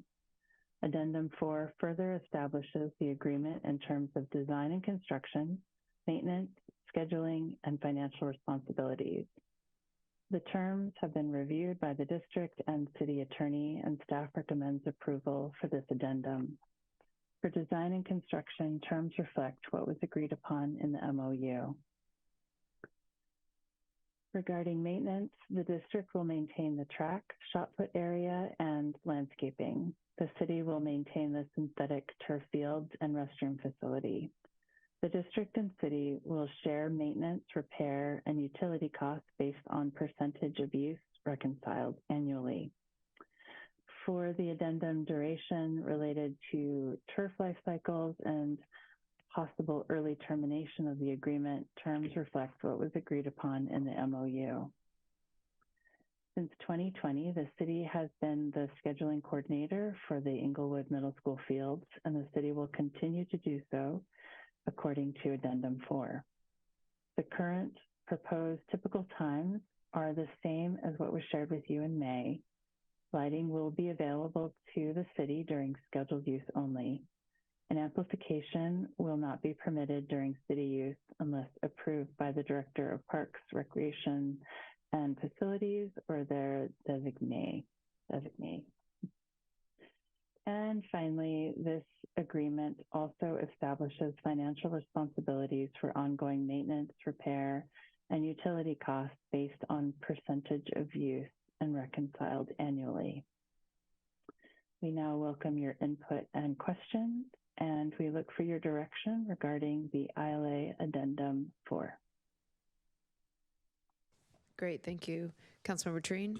Yeah, one question on it. So since the city's going to serve as the lead agency for design, permitting, bidding, and construction, at what point will the sound issue be addressed? Is that at the design level?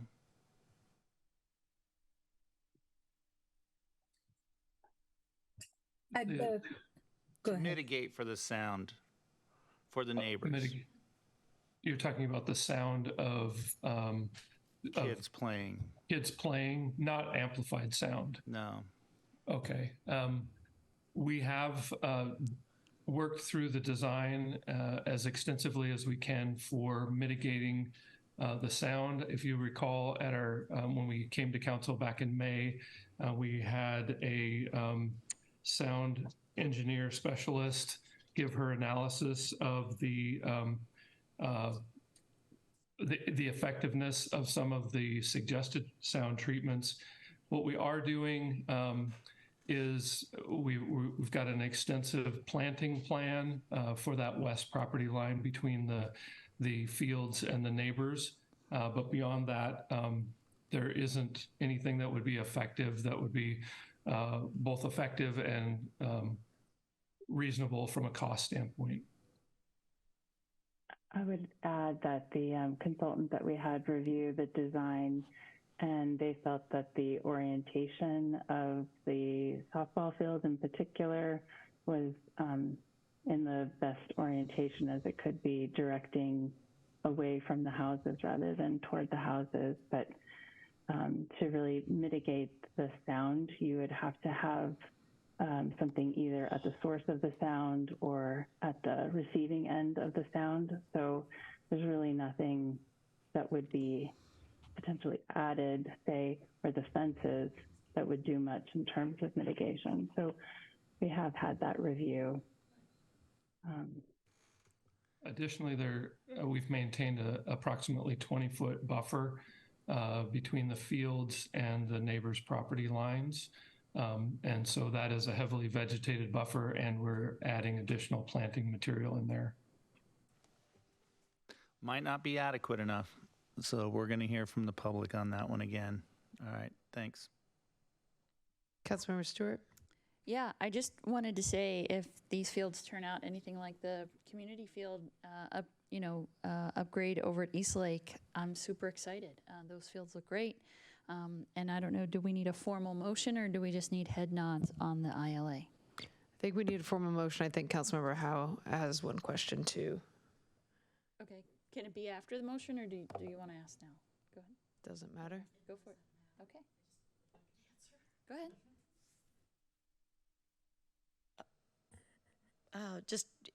It's an aesthetic question. What we saw at the East Lake Fields, which looks spectacular, and thank you so much for those. I noticed that there's a green material that's actually on the chain link fence, and would love to know if we were thinking about doing something like that. I also wondered if that would help mitigate just visual impacts. I don't think it was contemplated for the this project, but I just am asking the question. It could be that you've got the 20-foot buffer of vegetation that blocks the chain link fence.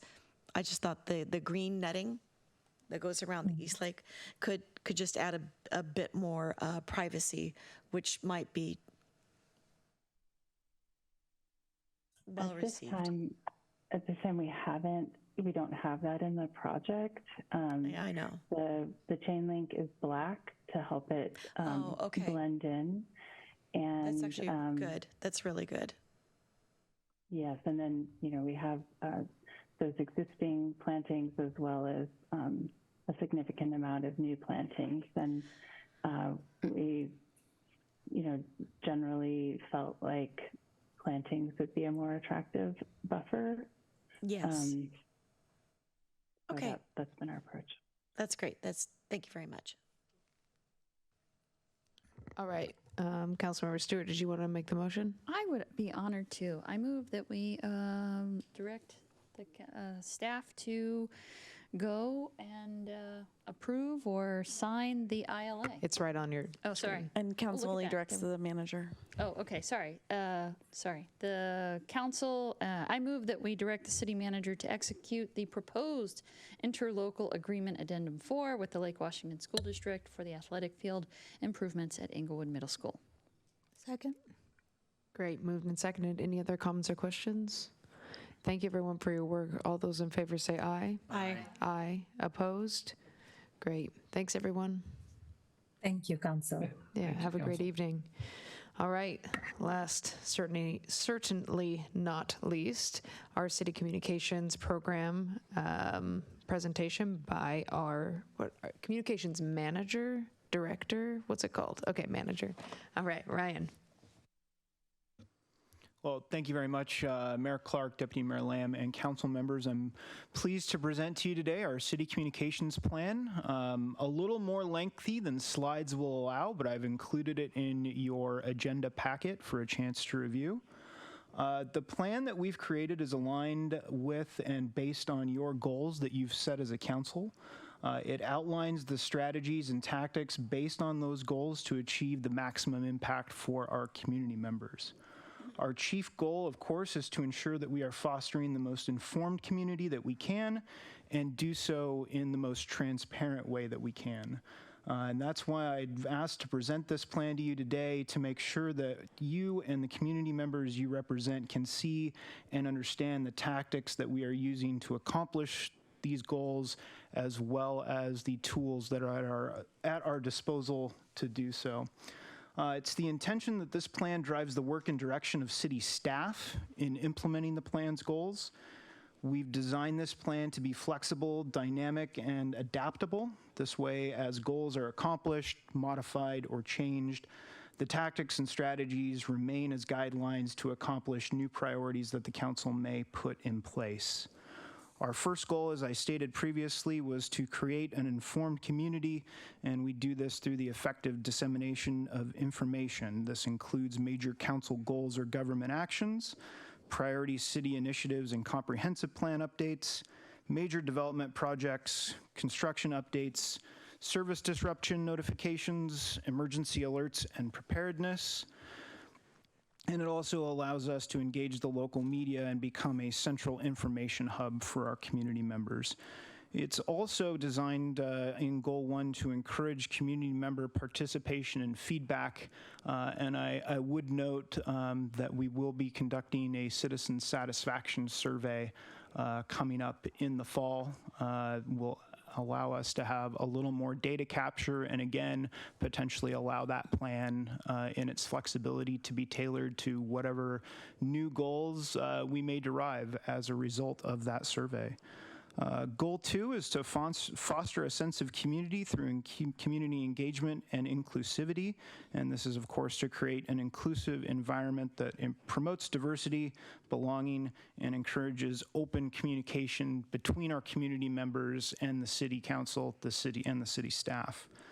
Now, goal number 3 is to prioritize the quality of life for our community members, and this includes community engagement events. This goal is our events such as Rigapalooza, our Pride Month celebration, 4th of July, Farmers Market, Concert in the Park. Goal 4 is to encourage sustainability in the environment by creating environmental awareness, promoting those environmental awareness initiatives, and promoting sustainability practices and environmental consciousness throughout the city. Goal 5 is to encourage economic development through business support and promotion, and foster an environment that attracts and support local businesses while promoting the unique character of Sammamish. And with all these goals, we have a cross-goal strategy of improving those effective communication channels, those tools, tactics, and strategies we use to actually forward that message onto our community. We can use our goals to enhance all of those channels. And of course, this plan allows for a significant amount of monitoring and evaluation, again, getting back to flexibility. If we accomplish those goals, if we decide those goals need a change, that flexibility is built into this plan to do that.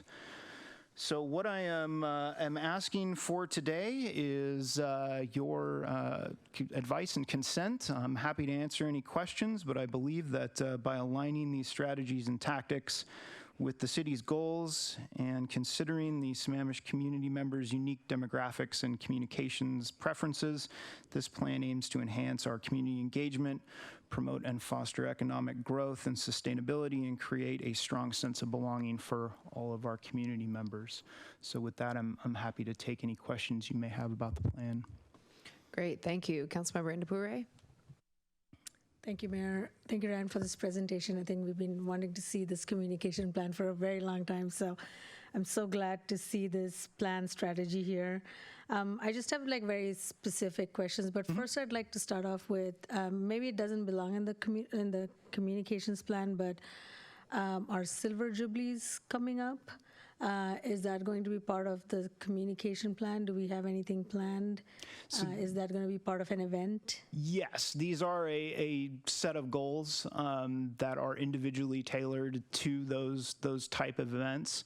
And so for that specific event and for some of the larger events that the city does, I often like to create kind of a mini communications plan, for lack of a better term.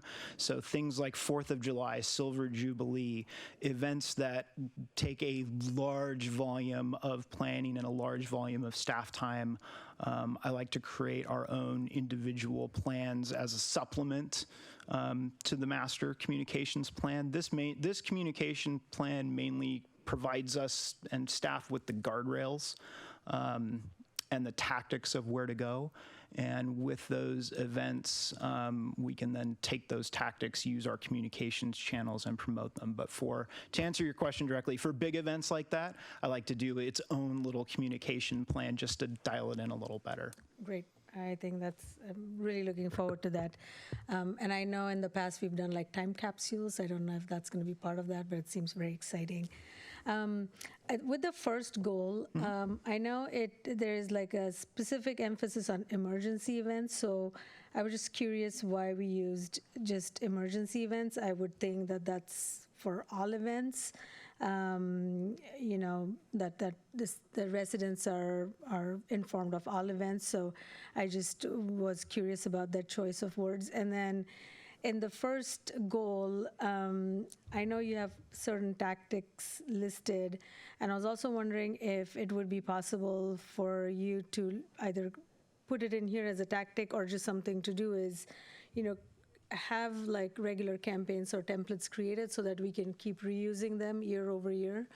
Go ahead. You're saying something. We do maintain a standard editorial calendar, so those events that do occur regularly that we know are going to happen, Pride, Martin Luther King Day, Labor Day, and then the city's individual events as well. Rigapalooza, we know that's always going to happen. 4th of July, we know that's always going to happen. We maintain an editorial calendar aside from this plan that allows us to pre-prepare, preload for those sort of events. Great, and I think including proclamations. Proclamations. And you know, amplifying that, I think that'll be great as well.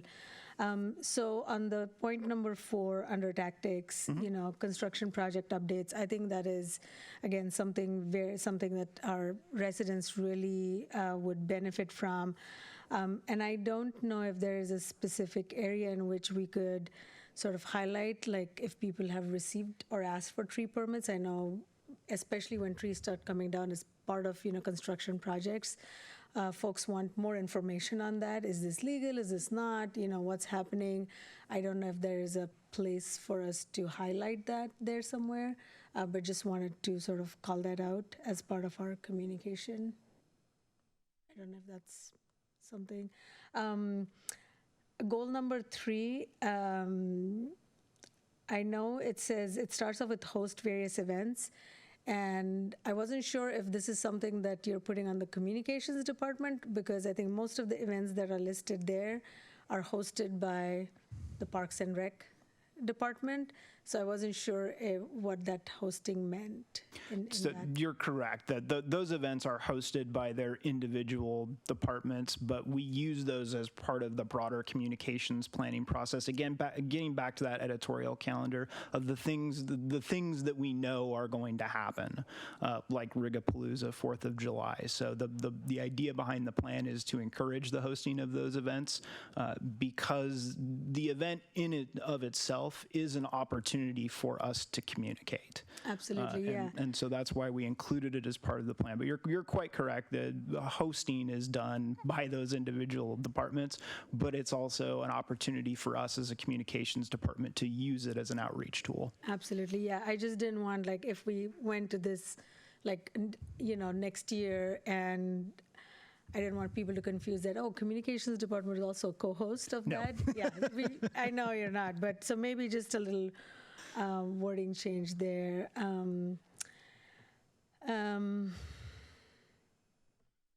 I think there's, under the key audiences that you've listed, I think you list new community members. I know we just did a proclamation for Welcome Week. I don't know if that is also going to be part of the new community members and, encouraging or having events for Welcome Week. Again, maybe you've already thought about that, but that is a little note that I made. And as part of our communications department, if we could have like a resource page for people who just moved in here with all the information that we would typically provide as either packet of the Welcome Week. I know school districts also have like a new families page. So if we could just act as a resource center for a new family or new folks who have moved into the city, I think that'll be really helpful. I think... I also made a note of, I think like you said, you have an editorial calendar of events. You are planning to amplify our proclamations. And I think you already work with our nonprofits locally. Is that a correct statement? Just to sort of, again, highlight the events that are happening in Sammamish through the local nonprofits as well, so to have that network. We do, and we work to amplify messaging of those outside and third-party nonprofits. I would give you an example, our Senior Cultural Exchange Program or the Food Bank's Green Bag Program. We do work with our local nonprofits. They are small but mighty and certainly don't always have their own communications department, let alone even communication staff. So we work very closely with them to make sure that we're doing what we can to amplify their messaging. Right. And along with that, I think it might be beneficial for us to have certain guidelines around which nonprofits have we traditionally amplified more than others, because I think a 501c3 is a 501c3, right? Mm-hmm. And there might be some organizations that might feel like they don't have the same kind of weightage in the community. So I think going forward, when you do another iteration of this communication plan, it might be helpful to have certain guidelines around which or what do they need to qualify for to get that boost from the city. So thank you. Councilmember Howe. Thank you, Ryan. I had a question first around just how many people are in the communications department? That's what I was afraid of. Because the plan is comprehensive, which is good because that's what I like to see, and that's the problem, is it's comprehensive. And so when I look to how can you tell how things are going, like how much are you able to automate on your metrics? For example, do you have Google Analytics? Do you have web trends? What are you using to determine the success of the website? Yes. Okay. But it takes time, and then editing the site, getting updating articles, getting those pictures out. It is a lot of work, the me, myself, and I team. It's mighty though it may be. So that's what I was trying to understand. What's realistic? What should our expectations be? Like I was starting to think, well, gee, I'd sort of like to see a dashboard of just how are we doing with our communications. But you know what? Based on the fact that you are one person, I don't think that's a realistic ask. So I'm going to take it back. But it is something I'm going to ask for. I'm going to ask for next year, is a dashboard to see how are we doing. So it's a great thing to have a plan, but how are we doing against the plan, against each of the objectives? Is there a way to measure that? is there and in this case, an easy way to measure this? Because it's not just website visits, right? It's duration, it's drops, it's when do they drop, what page do they drop on, pathing reports. And those take time to dig into to understand what's really happening with the website. Never mind the writing and the content and all the rest of it.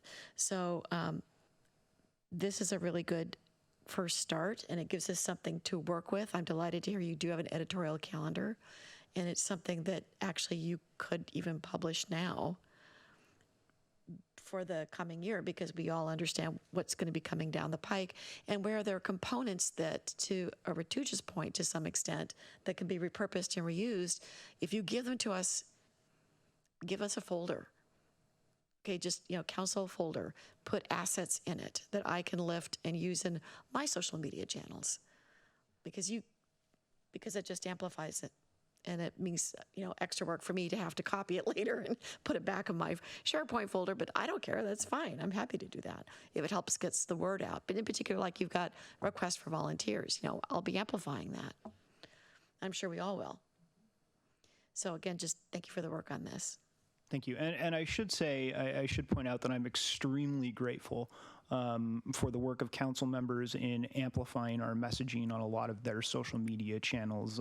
It does not go unnoticed, and I very much appreciate it when you all hit that share button. It does help, to your point, Councilmember Howe, it does help our analytics. Well, and the other part that I'll just kind of tease into a little bit is just when there is misinformation out in the public, you are our platform to be that voice of truth and rational thought, to help explain where trajectories could go this way, but in a perfect world, the city's website is where people go where they want to know the answer to something and believe it's there and to have evidence that supports it. So that's my goal. Thanks. Thank you. Deputy Mayor Lamb. Hi, Ryan. I just wanted to start off by saying that I really appreciate seeing goal number 4 to encourage sustainability and in the environment, promote sustainable practices and environmental consciousness throughout the city. So I was really glad to see it align with council goals. So that was great. A little bit along the lines of what Councilmember Howe was saying, this is a really comprehensive, which is great. Have you given thought to paring it, not paring it down, but setting like specific timelines for like different tactics? Because some of them have like 4 tactics and it's only you, right? So are there certain tactics you want to work on in the short term, and then in the near term, and then in the long term to be able to implement? I guess that's my first question. Mm-hmm. I think in the short term, the reason I included that final cross-goal strategy of improving our overall communications channels and using those goals to enhance that. That's primarily, to your question, why that was included, was to give me the opportunity to enhance the communications mediums that we're using now in order to accomplish those goals as that first step. Our priority goals are always going to be our priority goals, but in the near term, to answer your question, yes, the priority cross-collaborative goal is to increase those platforms and frankly get more eyes on our stuff for to use a colloquial term. So yeah, I think you're quite correct in that. Yes, there's a lot here, but I've included for us as staff and you as council opportunities for some flexibility within that plan, so we're not leaving those goals on the table just because we assign too many tactics to them. Okay, great. My other question is, for some of these tactics, do you have like specific goals within those tactics? Like, for instance, for social media, you're going to track social media engagement rates, website visits. Do you have like specific numbers? For instance, I want to increase our, Instagram followers by X amount and have that as like a measurable. Right now, more. to give you a very broad answer. All the metrics can go up. On taking inventory and being here for a few months now, there was plenty of room to grow. And so right now what I'm looking at is just boosting that overall engagement rate, overall eyes on the page, increasing followers. So we can come back and revisit and potentially assign specific numbers and say, hey, I want to increase our engagement rate from 4% to 5%. But I think for the purposes of this plan moving forward now, more is my goal. There was conversation earlier about having some sort of calendar that the community could, because we have our calendar, but we always get requests from people, from residents saying, hey, can you include that in the newsletter? And obviously, we can't. So we had talked about having a community calendar online that residents could post to. Has there been any additional conversation about that? Right now, I'm trying to pair our editorial calendar and our website calendar to look quite similar to each other. As I said on that editorial calendar, it's the stuff we know. The stuff we know is going to happen, and that's the things that our residents are going to be most interested in. Oh, so this would be kind of a separate thing, so that residents could submit things, or they could post, or Seattle has something similar called the Ticket, and so it's more comprehensive. So we're not really editing what events. I'd have to go in and see what our CMS on the website is capable of doing, and get back to you on that. To just from an IT perspective, whether or not that's doable from the CMS and the back end of it. If I may, Deputy Mayor, I think one of the other challenges we face with doing something like that is then you have to try to regulate who is on it and who's in charge, who dictates what happens on there. And I think that's a space that it's really better suited for a community organization, like whether it's a chamber or a Rotary or something, to be that sort of community side, and we cover the more government side, because we don't want to be in the position of having to either turn people away or what have you, because it's an event that's not necessarily aligned with where the city wants to be. And so I think from that perspective, we're trying to boost events that are the city's event, or is like an organization that we contract with, for instance, so that we have a clear nexus right at this point in time. And I have heard the desire and the need for sort of a community board, a community calendar. I'm hopeful that, we can continue to work with community partners to try to make something like that happen. But I think at this point in time, that's not necessarily going to be the city's job to host and maintain that sort of a calendar. Okay. And I just had one more comment, and this kind of alludes a little bit to what Councilmember Indepuri mentioned, is that to have our proclamations tie in with some sort of event. If we're going to proclaim something, if we're going to have a proclamation, like for instance, like Pride Month, we have city events, but oftentimes we make proclamations and we just make a proclamation and there's no social media posting about it, no resources so it feels like we just make the proclamation just to make it. So it'd be really great if there was some sort of tie-in to whatever we're proclaiming. And from a content perspective, that is the direction that I'd like to go. I'd like to tie it into. I'd use an example when we had Boating Safety Week, and we had the Coast Guard Auxiliary came out and posed for photos with us. That was fantastic. We still post all council proclamations in some form or another on social media, but it gets significantly more engagement and traction when we can build something around that, be it an event or even just a photo op. It's something that I'd really like to start seeing more of and doing more of, if nothing more from purely an engagement perspective. Great, thank you, Ryan. You might have noticed, Deputy Mayor, that we might have on purpose lined up the proclamation for emergency management tonight, along with our emergency management folks for that very reason. And like Ryan said, we're moving towards that model. We won't necessarily be successful for every proclamation because we do have quite a robust list of proclamations for every meeting, but we're working towards that model. Great, thank you. Councilmember Stewart? Yeah, thank you, Ryan. We're so glad you're here, and thank you for this plan. It's awesome. I just have a couple of things. One, I want to kind of follow up with Councilmember Howitt, and you kind of mentioned it. I think whenever you post something, if we want to help amplify that, it's a share. It's not a we posted ourselves, right? We want to be sharing the city's content and not creating our own, because that takes people back to the city sites and the city content, and that's really what we want to be doing. So I wanted to throw that out there. One thing I did want to, in your outreach procedures, which I really like that section, but for the low impact items, one concern I just have is that I think Nextdoor and Twitter might not be places that a lot of people go.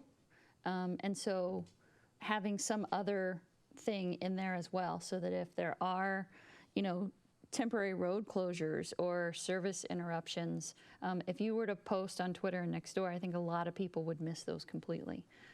I do kind of feel like everything should be on our website somewhere. There should be a section on our website for these different kinds of things. So if anybody's ever looking for it, searching on social media is often not the most effective way to find things, but I could search on our website and that should be more effective. So maybe having that, and if there's some other platform we could throw in there for those low impact items that's not Twitter or Nextdoor, that might have broader, uptake or use, that would be one.